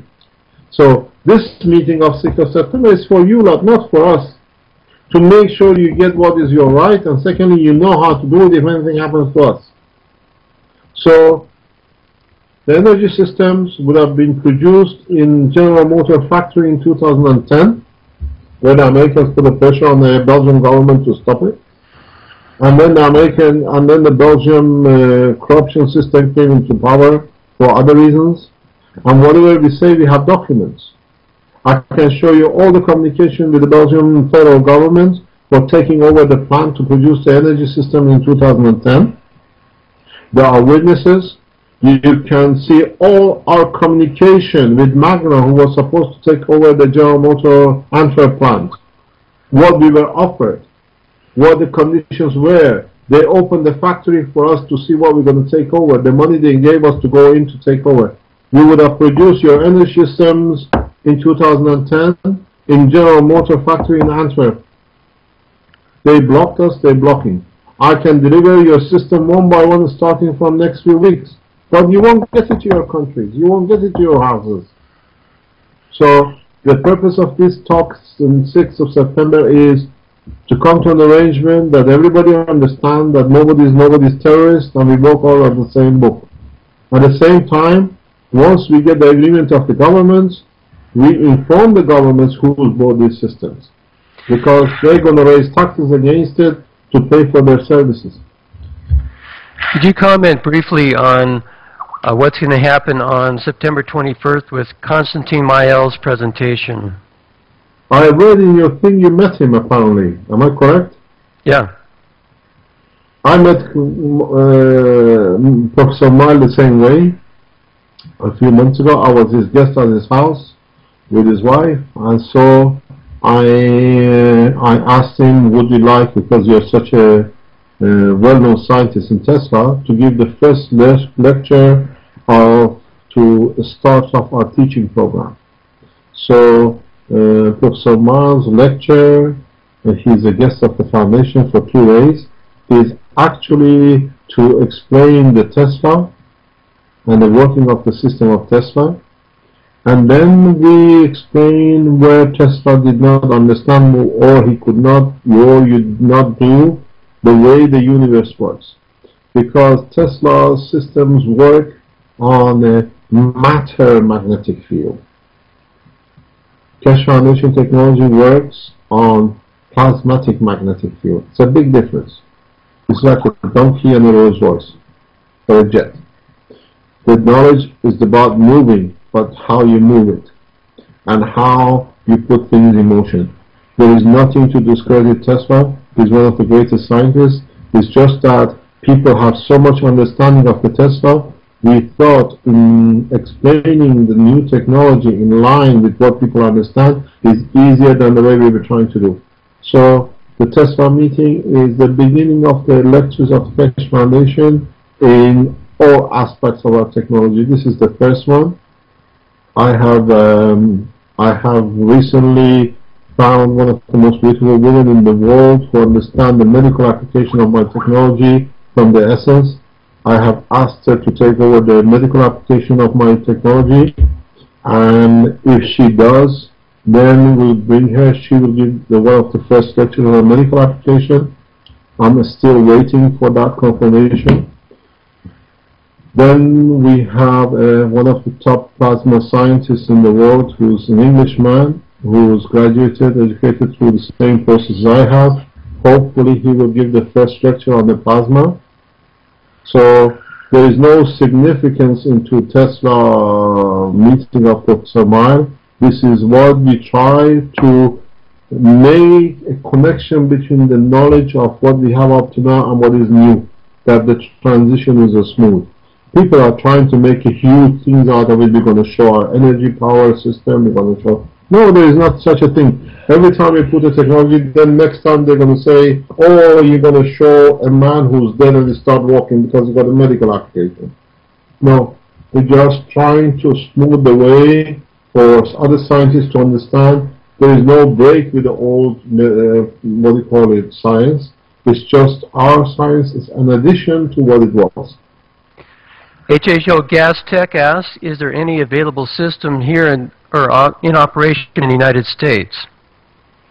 Medical ones, yes. Several, quite a lot of them. We have a lot of Americans who have been our volunteers, yes. Where you are using your Americans. We don't refuse you just because you call us axis of evil because I'm Iranian. Huh? You're still a man, you're alive, you have children who love you, and you have parents who love you. Your life is as precious as mine. When you sit in front of me as a person who needs something to save your life, you get the same as the Bosnian Iranian gets. I'm here to serve. So yes, there are a large number of systems running in America, used by some of the wealthy Americans who've been here and use our systems. It's for them to say themselves who they are, not for us, because we sign a non-disclosure and agreement with every single person, which means they cannot talk. So they can ask us, can we go to press and say we use your system? Then we consider yes or no. But yes, our working systems in America, they've been there for nearly now 2-3 years. Rick CA asks, what can we do when our government doesn't take part of the conference? The next conference is planned for December or it will be in January. The third conference is planned for nations to send one representative, nothing to do with the government. Because this has already been discussed, so somewhere down the line, this transfer of knowledge is so huge that it cannot be done in one government, in one session, and the rest of it. So the next step at the moment, the thinking is that we will organize the international conference, but this time your government and you as public, one person per nation or two person per nation, who you want to be, will be invited to present or to be present for. There are other things which you have never shown. We have systems which you have never seen. And if we disclose to people, they say you're crazy. How do they decide who will attend? Let me explain to you. We will show the process of creation of water out of the space. That has a huge implication for drought zones. That has a huge implication for even Texas, because you're running out of deep groundwater. And you have all these plantations who've been built over years, and now the water is becoming short. The driest place on earth carries 15% moisture. When you can create gravitational magnetic field of, let's say, plastic, you can create gravitational magnetic field of water. So the system which we tried, and we're going to show it in public soon, is that you put the system, which is like air, and you just see moisture raining around it. So there is no more need for condensation system. There is no need for all this boiling and heating and cooling. All you do with the new knowledge, you create gravitational magnetic field of whatever you need, and if it is within your environment, it comes to you. Yeah, you bring it when it's near. So we have talks with people from Saudi Arabia. Hopefully, if you turn up on 21st of September meeting, they'll be present, where we carry on with negotiation for power producing plants in Saudi Arabia. Sunshiner asked a question about the medical application of the technology. In previous interview, you talked about new insights in MS, breast cancer prevention. Have you found any new illnesses that can be treated? Well, yes, we are running trials on Alzheimer's, on broken spinal injuries. We have a case which is what we call upper neck stroke. The gentleman has had a stroke when he was 19. He's totally paralyzed in wheelchair. He's from England. He's in mid-40s at the moment. He started with us just about 3 months ago. And I received an email from him about 2 hours ago that 2 days ago he's managed to walk 120 meters. So that is a huge break in the science. We have done Parkinson or coma. Coma we have to do. People think we're just doing trials for the medical application. I started a trial on coma, not just for the fun to see if you can bring life back. When you run gravitational magnetic fields in a space, when the gravitational magnetic field of any strength interacts with the gravitational or magnetic field of your brain, and if they don't match or something goes wrong in the wrong point, coma is one of the biggest possibilities in this near future of space technology. So you go into coma. And I always say, let's say my captain goes in coma. How many years am I going to wait for him to come back to life again? 20 years? 10 years? I can't have a craft without a captain. It's very much like you do not know if you suffer from seasickness till you get on the boat and you get on the water. We don't know who's going to be seasick or going to get coma or not. So we have to find out if we can reverse and what's the real cause of coma. So we accepted the patient about 5 years ago. It's fully videoed under the supervision of 4 doctors, 4 medical people. And what the doctors in Belgium said that she's going to be dead, so they have to switch the machine off. It was known as Glasgow 3. We brought her back to consciousness in less than 24 hours. We were told they're charlatans. And very soon you will see her in public. This is the person who was there certified to be dead. At the same time, and I've told you this before, when we found out our theory and practicality is correct in returning people from coma, I immediately contacted the Iranian government officials. Am I allowed to offer this technology to Sharon, the Prime Minister of Israel? The response was joyful, and that was, why not? This is humanitarian, he's a father, and he is a son. Does not count what he stands politically or what he stood politically. Where everybody expects Iran to say no. They opened the door, and I knew I'd get the same answer. But I had to respect my government. So I called the Israeli ambassador's office, I called the Israeli embassy in Belgium, and I offered them the same. That if you like, we have a knowledge, you don't need me, we give you the knowledge to bring him back to life.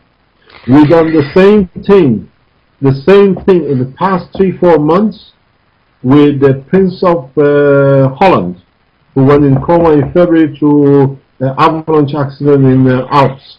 He's in coma, he's about, or they say he won't come out.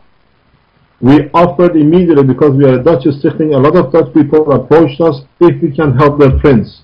We said yes, but the royal family refused it. A lot of people know, wait 1 second. A lot of people know that about 6 weeks ago today, through whatever reasons, I had a meeting with the King and the Queen of Belgium for about 45 minutes. In that meeting, the question of the Dutch prince was discussed. And I asked the Queen, and I asked the King of Belgium, can you approach the Queen of Holland that we have the knowledge if we can help? 6 weeks later, we haven't received yes or no. But we know one thing. They have gone behind to the people who know. They said he's a criminal organizer. He's a criminal. And this is not the way you talk to scientists, to criminalize them, to cover your own weaknesses. So yes, we do different trials.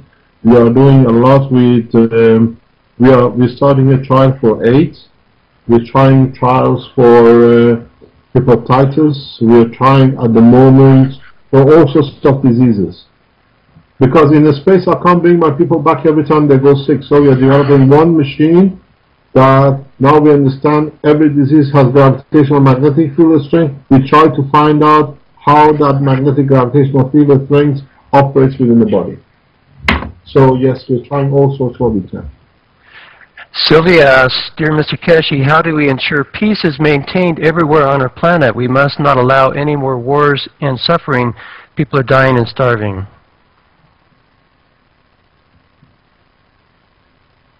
This is a very hard question to answer. In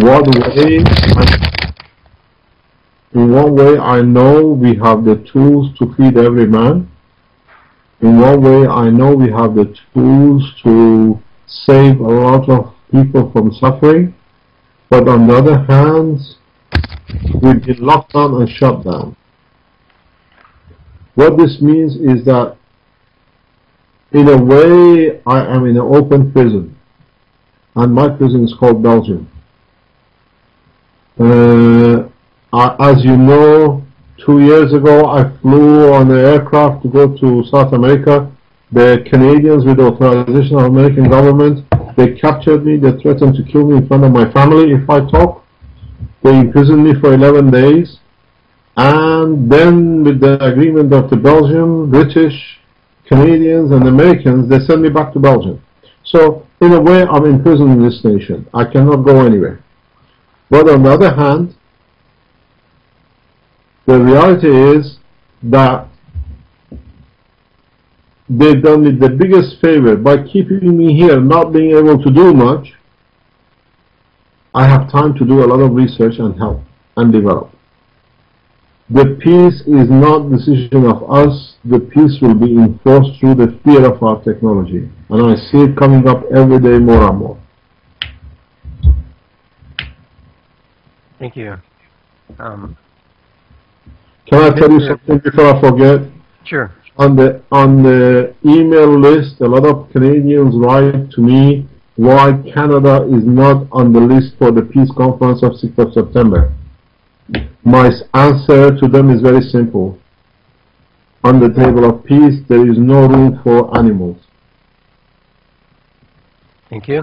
Mr. Bogdanga Bozovska asked, the question is about pollution of the environment.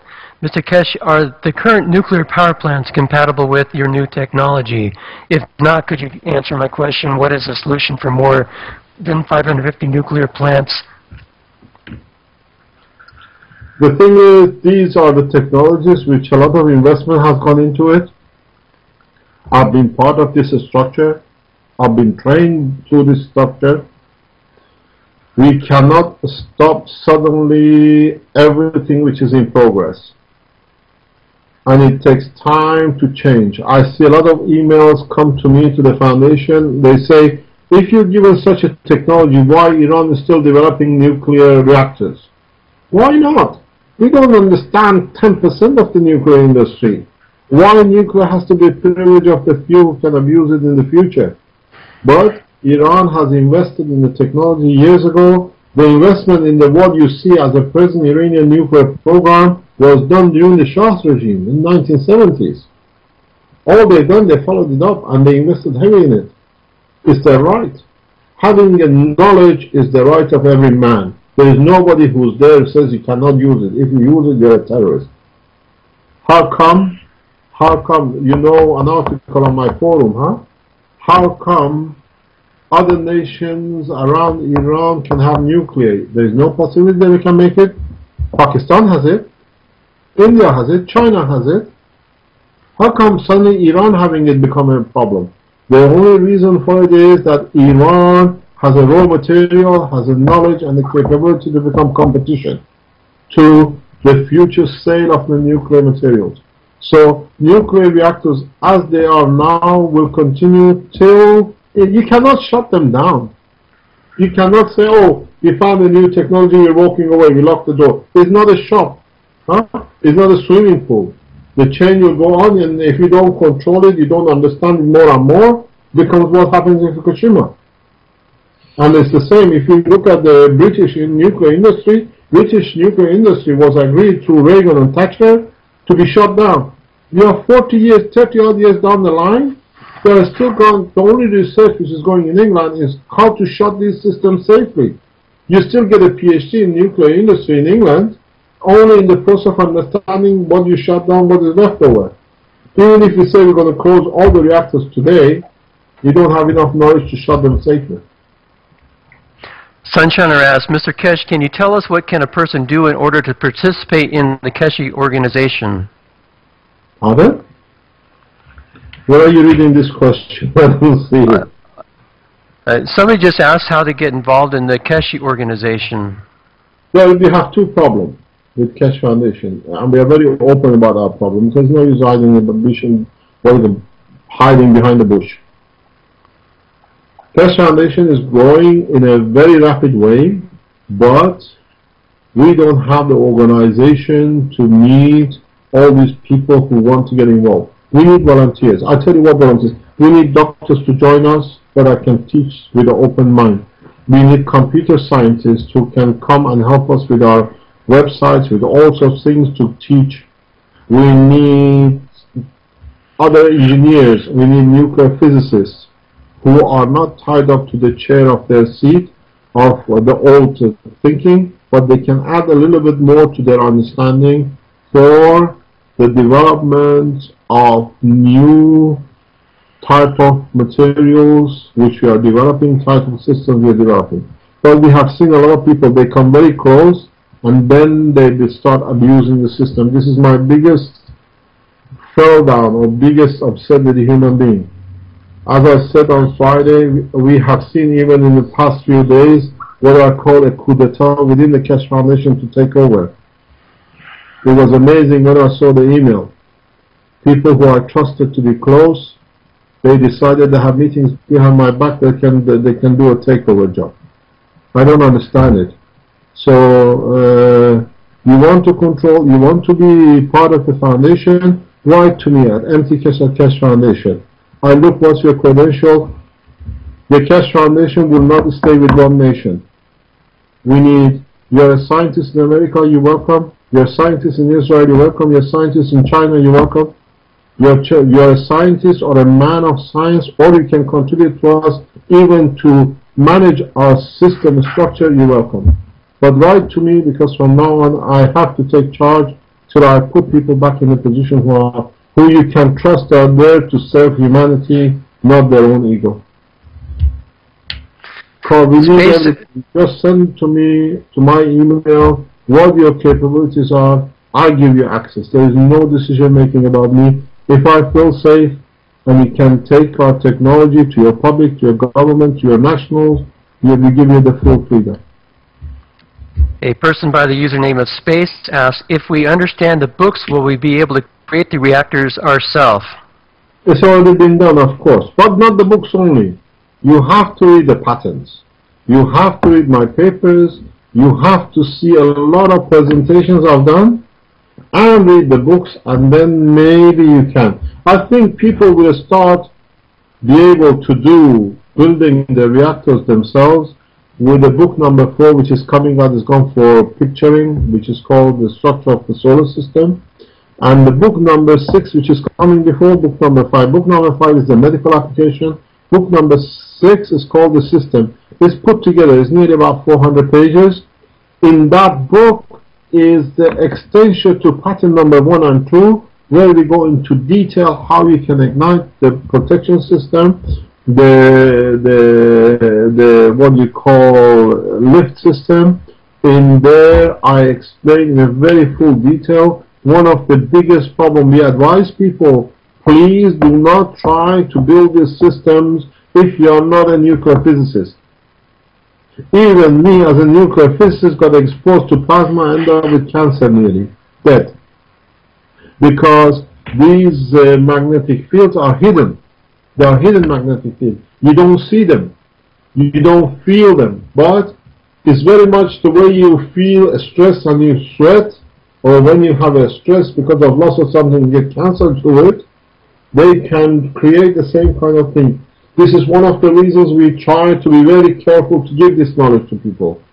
You will end up with more diseases. If as a nuclear physicist I got infected by it, I got affected by it, you lot don't stand a chance, you'll be wiped out. So it's a matter of don't try to do it because you think it's going to be, you're going to be in the space. It's going to be, has to be safe and secure. Now we start building safety apparatuses into it that we see it. We can prevent it before the field approaches us personally. Robbie Hobbywise asks, if people replicate this, can they give them open demonstrations of the technology? After we do, there are a lot of people who have done it. There are a number of people who have already reached it, but the understanding is very simple. It's not a matter of who's going to go out first and show it. Showing is not there. The principle is when you show, the chaos on control starts. It's not who's going to have the best car around the corner. It's very much like Nobel Prize, huh? How many people would you like to put in a coffin? It has to be done the order we are doing it. It has to be the way it's been set up to be done. People know the knowledge. Governments have to put the control system in operation. So if you've done it, and if you have approached it, you have reached it, let us know like any others. We explain to you. If you like one-to-one have the blood of people on your hand, go ahead and show it, because at the end you tell them you use our technology. Something very strange, I'll tell you, very interesting. Today there is a conference in France. given by Samir, what's his name? The Swiss scientist. And they came and they bought our books, 2 sets, and in that meeting, apparently to what we understand, we know fully within the next few days what was going on in that meeting, he is proving scientific mathematically that my calculation, my theory is correct. Nassim, have you heard of him? Nassim something. Nassim Haramein. Haramein, yeah. He's giving a lecture Friday, Saturday, and today in France. You can check it on the internet. And as we understand, he's trying to say he's discovered something which actually is replicating our technology mathematically to be correct. He's been to our center, his people have been there, they bought the first set of books, they asked for another second. And then when somebody told him that I'm without notice, without pre-information, I'll be going to that meeting, I received a telephone call, you cannot attend this meeting, you are not allowed. This is what the hypocrisy is. And even somebody offered me their tickets for me to have a seat because they said we are full. They said you cannot take somebody else's seat either, we won't allow you in. It's the first time I heard scientists are not allowing another scientist whose his own work is to be discussed to be in the room. This is very funny. So he's up to something no good. The open scientist works the way we do. We don't hide and duck from it. I would like to know how he's proven my technology is correct mathematically. Person named Ian asked, could you please ask, or let's see, is the event for September 21st have any joint coordination with the updated near future agenda of NAM? What is NAM? I never heard of it. Okay. Boviaska asked, the question is about pollution. We did that one already. Okay. Why can't you show a prototype while commercial products will become available in the end of the year? I'm still free. Okay. Another question you have to speak to the Belgian and American governments to allow us to show it. Sunshiner asks, Mr. Keshe, can you talk in the form about the universal family? Do you mean aliens? Well, let me explain to you something. When you work at the level I do, when you see the operation of magnetic field in the body, when you see the organization and the way fields operate within each other and they find order, you'll understand that the life on Earth is not accidental, is a normal process. And then you understand this normal process can happen anywhere in the universe. So, to me, we cannot be the only creatures in the universe. It's obvious, it's very clear. But, as I always say, it will not be in the form which we would like it to be. They won't have 2 hands and 2 arms and God knows whatever we want them to have. But they still can think, they can operate. They do not necessarily have tangible body because we can't see them due to our amino acid. But intelligence and life is not exclusive of this planet. But there is a universal structure. And I think we're at the bottom of the pit from the integrity of being part of this organization. Sylvia asked a question about pollution. Is your technology compatible with nuclear power plants for disposing of it safely or something else, return to uranium, plutonium? Yeah, the thing is, we announce, people know when you can create gravitational magnetic field of any matter. You can produce magnetic gravitational field of even the radiations. People who've been to my lectures and you listened to me before, you know that we offered our support to the Japanese government when the Fukushima happened immediately on the following Sunday. At 5 o'clock in the morning when I got to know about it, I put a call to the Japanese ambassador in Belgium. They accepted my call. And then they could not approach me because they needed permission from European governments to be able to talk to me. And I said that the Iranian government immediately offered the same kind of support as us because they have developed the same technology, and we were refused. And interesting enough, in past 48 hours, I've been given access to the gentleman in Japanese nuclear technology who is responsible for cleaning up, because nothing has changed. We're still getting the same amount of radiation out of the reactors. For us to be able to talk that maybe we can allow that this horrendous situation to come to an end. This has happened in past 48 hours. I have been given a private telephone number of the minister to see how we can help. Yes, it can be done. You can retract anything back to its place, but to retract the amount of radiation which has been put in the atmosphere by Fukushima, and Fukushima is not the only one. There is another reactor in Ukraine and Western, what we call Eastern Bloc, the old Eastern Bloc, that is out of control. And that is being kept out of the hat, because if that comes open, it will cause chaos like the Chernobyl. So that's been kept on the wrap. The radiation flow in the Western Europe has been measured, it's very high. All the computer systems showing these radiations have been adjusted not to show it, or they've been withdrawn. So yes, we are working. If they allow us, we can help.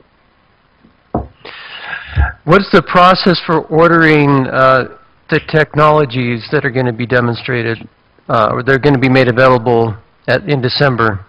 We have a shop on the forum. It's very simple, huh?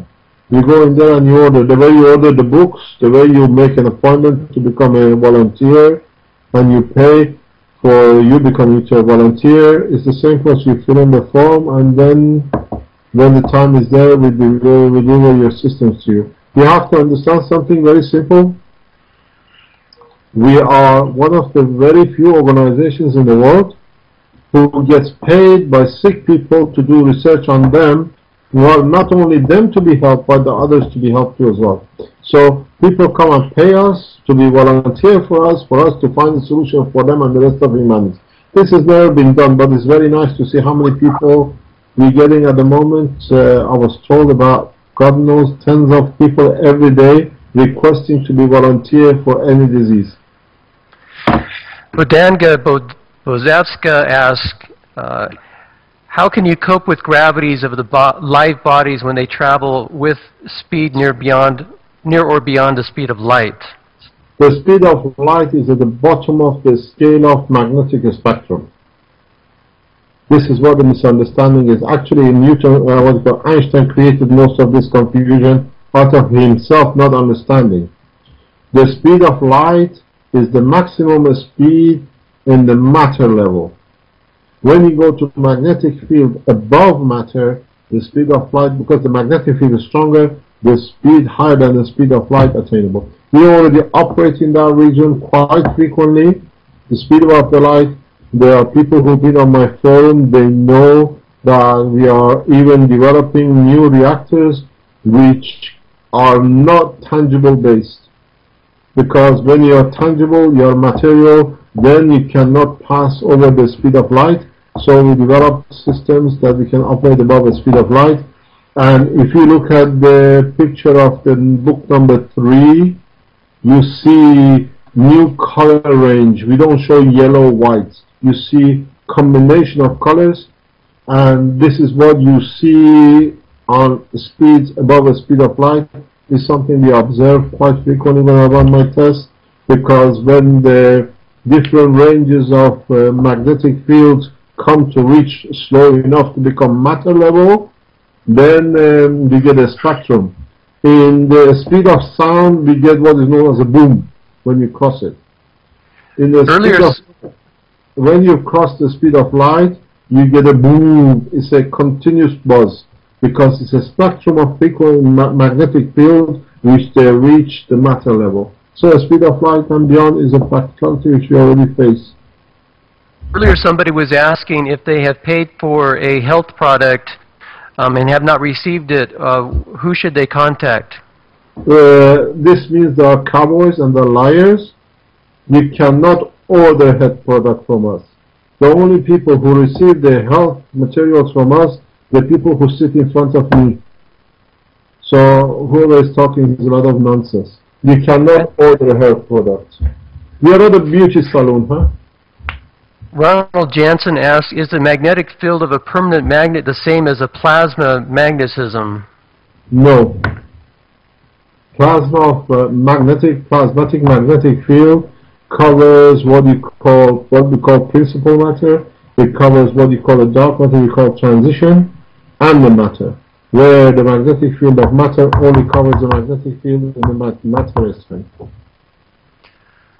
What would prevent, and Anonymous 2677 asks, what would prevent any on the recipient countries from developing quickly some of what resources and take advantage of other nations early on, a military advantage? I don't think it'll be there, because if it was advantage, we would have seen it with the present Iranian government. They haven't done so. Because it's interesting enough, the talk what you ask is the language of the stupid people. When you see the strength and the beauty of this technology, you realize how much power of peace is in your hand, not power of destruction. And I've seen that thanks to the office of the Iranian government, thanks very much to the office of His Holiness Ayatollah Khamenei, and thanks to wisdom of Iran, we have not seen any harm by this technology from Iran. Because when you see the beauty of this technology, the beauty it creates, then you understand there is no need for war, there is no need for atrocities. Because you can have whatever you like. What are you fighting for? Earlier in our web stories, this is from Ronald Jansen, and I'm expanding on his question. In our earlier coverage, we talked about tickets to Mars and to the Moon.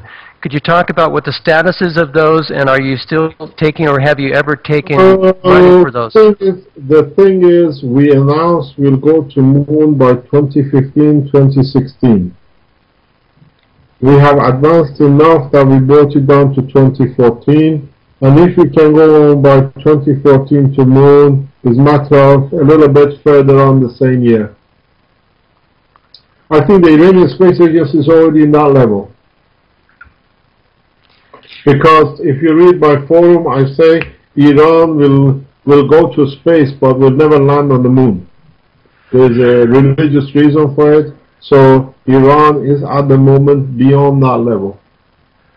Here's a question out of left field. I'm not sure why Gary posted it. I don't understand it, but maybe you will. Is the starter fluid made with mercury? I don't understand it. I think it's this guy has posted this on my forum, so it doesn't make sense to me. I think bad screening, Gary. Kind of things are, you have to explain yourself. What's got to do with mercury? Okay.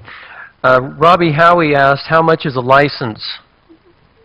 There is no license. My knowledge is yours. How? Why should you pay a license to have the knowledge that is yours? The Keshe Foundation belongs to people, not to me. So the way we structured it, the way Keshe Foundation is done, it does with patent. Nobody can patent anymore anything. You can patent a soap, you can make a soap, because now you have the full knowledge. This patent game of payment for knowledge is finished. So there is no license fee. I receive a lot of emails like, can we have a license for us to produce things? In the patent, it talks about fluid metal. I don't know what is a fluid metal. What do you call a fluid metal? Okay, maybe he'll have to ask that question by email. And then somebody's asking about what does a magnetic field of the technology do to time? Read book number 2. You will understand quite a bit of it, because now time in a way become meaningless.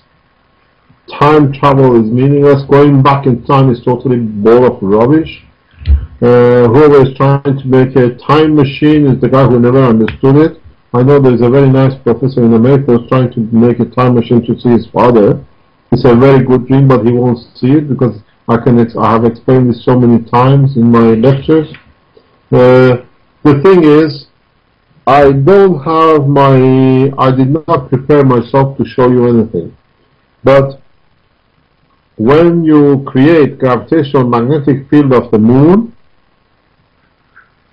how long does it take for it to attract you? Seconds, milliseconds? Where now it takes 2 days, 3 days, or Americans hoping to do it within 4 hours, within 40 years. So time becomes meaningless. If you can create gravitational magnetic field of what we call the principal matter, what we call dark matter, then the time in the matter zone is 0. Because it's so faster than the matter time that the time becomes irrelevant in the physical entity. Arjun 1 asks, did you ever work with Ayun, I'm going to slaughter this name, Ahan Doyok Perfect Science? What is that? No, I never know. I don't know what even you're talking about. Sorry. Probably be hard without seeing that name in front of you. Does the birth process of... I'm looking at the same emails as you are. I can't see it. It's at 1:55:27 timestamp on mine. 1:25. 1:55:27. It'll be a different hour on yours. The same. I have a 51:55. 55:27. So ask me the next question. I'll try to catch up. Ahan Duyuk Perfect Science. I don't know what this. We've got to pass this. So. Okay. Next question from user 014. Does the birth process of a planet start from principal matter coming from the center star of the solar system? After the planet formation, how is the principal matter located relative to what we see? Read my book 4. I answered this one in book 4. Okay. Robbie Hobby asks, so if public demos are blocked by government regulations, why isn't there a YouTube video posted that shows some working device? We will not show anything unless we decide to. That's the reason why I'm still alive. This is my insurance policy. What do you think of inventions such as John Bedini and other alternative sciences? You addressed that earlier, where you don't really track other stuff very closely. I don't know who he is. Okay. And I got to know this, what's his name? The guy, the guy we mentioned in France is giving a lecture. Oh, Nassim Haramein. Yeah, because I was told he's going to show mathematical proof that my concept is correct. So, but most probably he wants to claim it is his, so he can be. It's good for me. That's the only name recently I had, I remember. Carry on. Okay. And then the question, next one is from Baja regarding Nassim's theory of the structure of space forms matter. The structure of space forms matter. Do you agree with that theory? You may not be familiar with it. The space form matter, this is the stupid logic. Because what happened, if you read my book 4, and I even explained in book 2 and 3, when a stronger magnetic field reduces in the strength that become matter, then becomes visible to us, then in that space, if it slows enough in that space, it shows itself as a matter in that space. If it doesn't slow enough in that space you're observing, it will slow down further down and it becomes a matter. This is the same stupid thing which is going on now with CERN in Switzerland. They spend billions to find God particles. They call it the God particle. And what happened, this guy, whatever he calls the space matter, he's just changed the name of God particle to space matter. So what it means, they are looking for suddenly a matter appear out of nowhere in the plasma, and they call it God particle. In my book number 4 and in my other books, if you read, I explain. When a magnetic field is slowed down enough that they become detectable to our amino acid strength, which is CHON, then they become matter to us. Not necessarily to another animal in the universe who's got a different combination of amino acids or the structure of life block. So if the scientists in CERN were looking to see matter in one point in the plasma, that is the way they see it is actually when the magnetic field from a principal matter strength reduces to transition, what we call dark matter strength, and at that point it slows down enough to become matter, then As I said to the King of Belgium when he was sitting on the table with me, he asked me the same question. I said, then the King, you and me, we are both God particles. Because we appear now, we are part of the physical structure. So this space matter and this, what do you call it, God particles, it shows the lack of knowledge of the sciences, of understanding of the reality of the structural magnetic field in the universe, and nothing more. Okay. Here's an excellent question. We're going to wrap it up here. We've been going over 2 hours. Really appreciate your time and all those participating, asking questions, listening. I've enjoyed it. I'm intrigued. And people know that I'm a believer first and a skeptic last. And I've become more of a believer. I think you might the other way around, huh? Yeah, you know, somebody makes a claim, I want to check it out and get the science, look at the data. To come in on the 6th of September, but the next public event when is to do with the governments, I might consider to invite you. It's the second time I'll refuse you, but doesn't matter. Yeah, that'd be great. I really like this question. It's excellent. You've talked about this electromagnetic gravitational manipulation, and that's not the word you used. Can our bodies handle all this technology where we're going to be in these craft? What are the ramifications? Let's say, for example, I'm just creating this question from Elliot's question. You're flying in your car across the lake, and you decide to jump out of the car because you want to do a splash landing in the lake and have some fun. What happens? Change the name of the car to Earth and try to jump out of the air into space. What's going to happen? There's nothing of you left. You burn out. What happened to Colombo will happen to you. So that would not be a good idea. I don't think it's a bad idea. Because you have to understand, just don't dream. Face the reality. You call it a car. All of us have been passengers of this car called Earth. It has gravitational magnetic field. It protects us. It holds us together. Your car is the same thing. A spacecraft will be the same thing, but in a different size. So, ask yourself, can you jump out of the atmosphere of Earth into space without nothing happen to you? No. If you switch off, you sit on the water, then if you have a floating car, you can jump in. It's the same thing as you go in our space.com. We tell you, if you want to have a what I call weightlessness condition, the way the astronauts are traveling now, you have to pay extra because it costs money to create it. But if you want to travel in space the same as being on Earth, because we create the same conditions, we can dictate the zone of 1G, the way you travel on a jetliner, that's what the life will be. This floating, training astronauts for 7-10 years, this is all the things that we have to learn in the process of space technology. There is nothing wrong with it. You cannot say NASA was wrong, or Russian space is wrong, or Iranian space is wrong. No. It's something that was part of our structure of learning.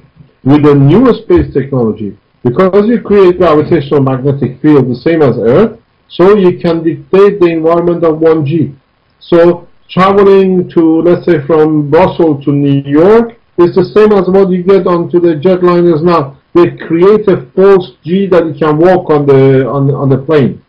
But with this technology, with this new understanding, you create the same position 1G, but the way our body was created through magnetic field and gravitational field interaction. Then when you get to Mars, you can't do what NASA is doing. They're going to build a box and the guys have to be in this box for 7 months to get to Mars.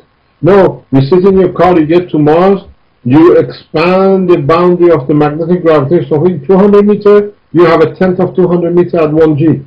You want 500 meter, if your system is built to create such a zone, then you walk on Mars the same as 1G. This is just building another Earth on it. We have this principle the same as we read my books about Ganymede, which is a satellite moon in the solar system. It has the same atmospheric condition as it is. There is something which I keep on telling you and people don't understand.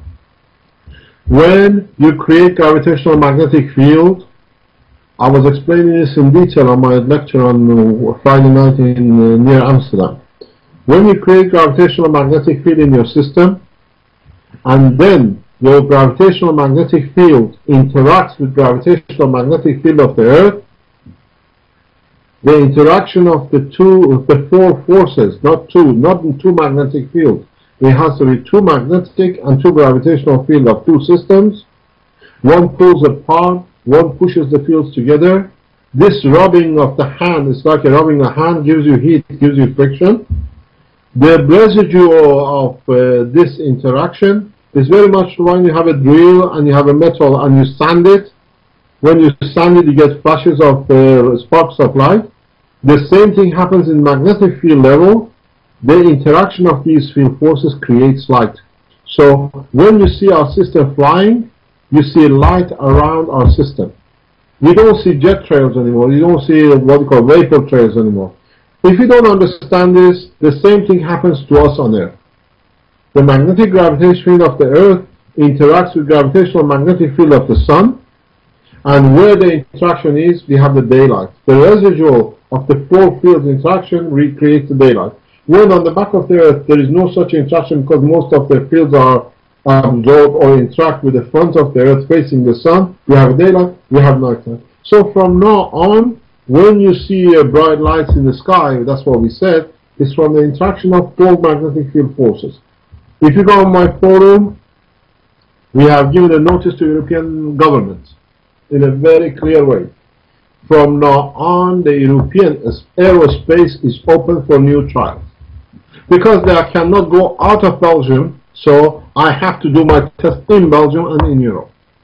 So you will start seeing very nice, fast, different color lights in the skies in Europe. We announced it before from now on that the environment above us, because this is a new process, this is a new knowledge. This is a knowledge non-controllable with the non-tangible reactor computers. So we cannot guarantee if anything happens to aircrafts in the space because we don't even know ourselves till we put the whole thing in the test condition. Somebody asked along those lines, have you tested this kind of traveling with people? Pardon? Have you tested this kind of traveling with people yet? Of course. What about teleportation? I don't believe in it. Okay. And then this would be a good question to end on. Are your books for scientists only, or all humanity should read them? It's for humanity. Our written is for everybody to be able to read, to understand. When you're the last man in the space, you don't want to die, huh? At least you want to be able to produce your own systems, your own things. At least you can create water for yourself if the things fall out. So my books is not scientifically, you don't find any formulas in it. I think in book number 6, we put some formulas in because that's to do with the control of the nuclear reactors or the plasma reactors in operation. Otherwise, you don't see formulas in my book because, as I always say, when God created the earth, He didn't say, oh, how many kilo of this and how many kilo of that I need.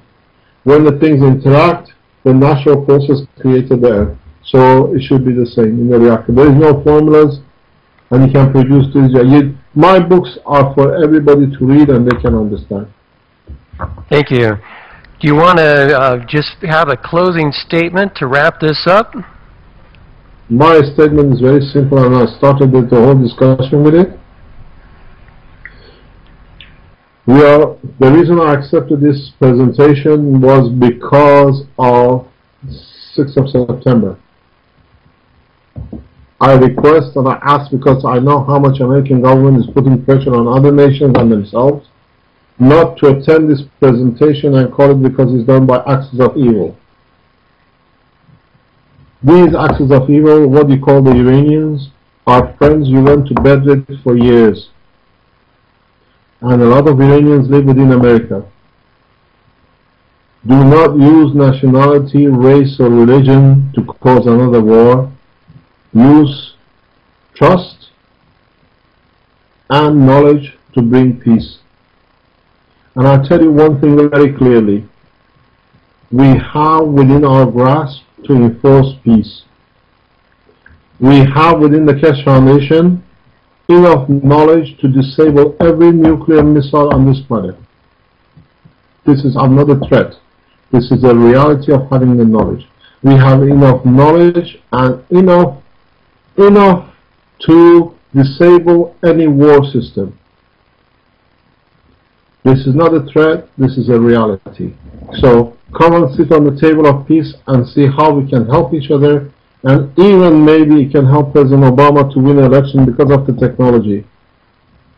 Because he can bring it, as somebody wrote somewhere on the internet, by President Obama refusing the accepting the Keshe technology, soon United States will become the third world nation compared to African. And he wasn't far wrong, because now Africans don't have a space program, they will have a spaceship program. Most probably by 2014 they'll be on the moon and moon on Mars, as the Americans are still building their little gadgets. Please use my technology for peace, for unity, not for division of color and race and religion. Thank you very much. Thank you for your time, and thanks everyone for joining us. Thank you indeed. Back Well, to you, Gary. gentlemen, it's been a heck of a presentation, and to the audience, you know, I did the best I could to get as many of the best questions that you posed into the Skype chat for consideration. But you know, although you know we're flexible on time here, we are running very close to 2.5 hours, and you know I don't wish to wear Mr. Keshe out. He obviously has a life. I'm sure he has things he'd like to do today. 10 o'clock at night is bedtime. It's bedtime, yeah. 10 o'clock is my bedtime, I'll tell you that. But I'm going to kill this fly that's been buzzing me this whole time. but I want very much to thank both of you for putting on this presentation for this audience. It's most appreciated, and I will do my best to get this this presentation packaged up and posted to YouTube within the next couple of hours. It will take a little bit of time to get it up there.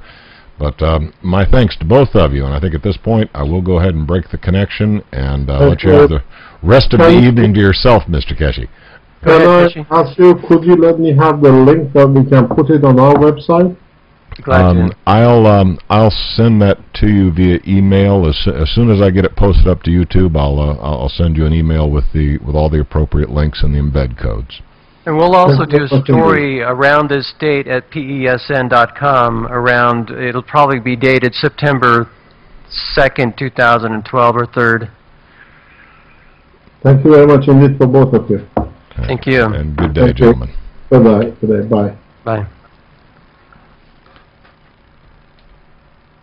All righty. Well, now, that was a fairly long presentation. I think once again I'm going to test the limits that YouTube puts on me for uploads.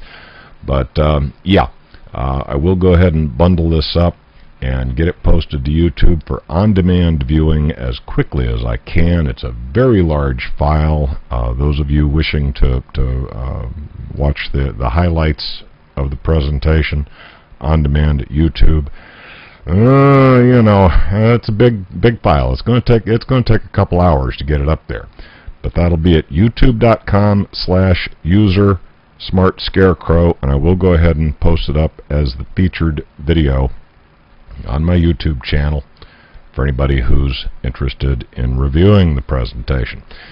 But it is the tradition here on the Smart Scarecrow Show that just before I shut her down, I will address any last-minute issues that this audience might have for me. Now, please understand, I am not an expert on this technology. Most of this stuff went right over my head, but if you have a question that I might be able to deal with, I'll do my best to address it now, just before I hit the button and play out the credits. I appreciate all the thanks, but you have to understand this is my public service. This is what I do. Am I a believer? No. Is there a website? Yes, it's keshefoundation.org. Links are on my blog. Can I fix the audio on the YouTube video? I wish I could. Unfortunately, you know, all the control I have over the audio is here on my recording system. I got it as good as I could get it. It would have been a little bit better if I could have gotten Mr. Keshe to wear a headset, but you know, what can I say? Why am I not a believer? Because I haven't seen it, and I'm a very skeptical individual. My intent is to present it, and for you to make up your own damn mind. Don't take my opinion as gospel. My opinion is no more valuable than anybody else's. We present the material. You make up your own damn mind. Okay? I do have a pretty good mixer, actually. It's old. Address of my YouTube channel. It's smartscarecrow.com/ I'm sorry, let's try that again. The YouTube channel is youtube.com/user/smartscarecrow. I'm Smart Scarecrow everywhere. Smartscarecrow.com is my website. User Smart Scarecrow is my YouTube channel. Okay, let's see here.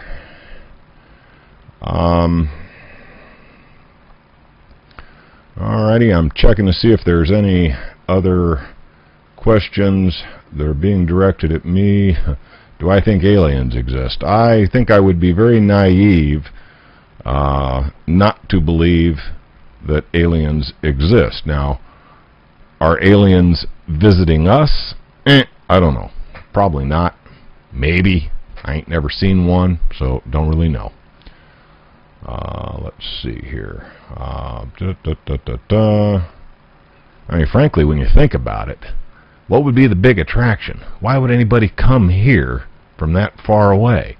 The only thing I can think of is maybe we're part of an intergalactic reality show, and the reason the aliens come here is because it's broadcast on intergalactic HHO. Hey, let's go watch the stupid humans kill each other. You know? I mean, that is the only attraction I could think that might get aliens to come all the way here from wherever. I mean, surely they got better things to do than come here and watch us act like idiots. But, you know, who knows? All right, guys. Yeah, well, you know, that's my opinion. My opinion is $5 get you a cup of coffee at Starbucks. Let's see here. Am I an American? Yeah. Yes, I live in the nation that is commonly referred to as the United States of America, but I am a Southerner. I am a Virginian. There's a little difference. Let's see here. Okay, I've got to, guys, you know, I really appreciate all the comments and so forth, but I'll tell you, we're coming up on 2.5 hours. I really do need to shut this down and start working on the upload to YouTube. So I thank you all very much for your participation in this presentation. I hope you got a kick out of it. I hope you enjoyed it. But for now, I'm going to have to bow out of here. You have a good day, folks.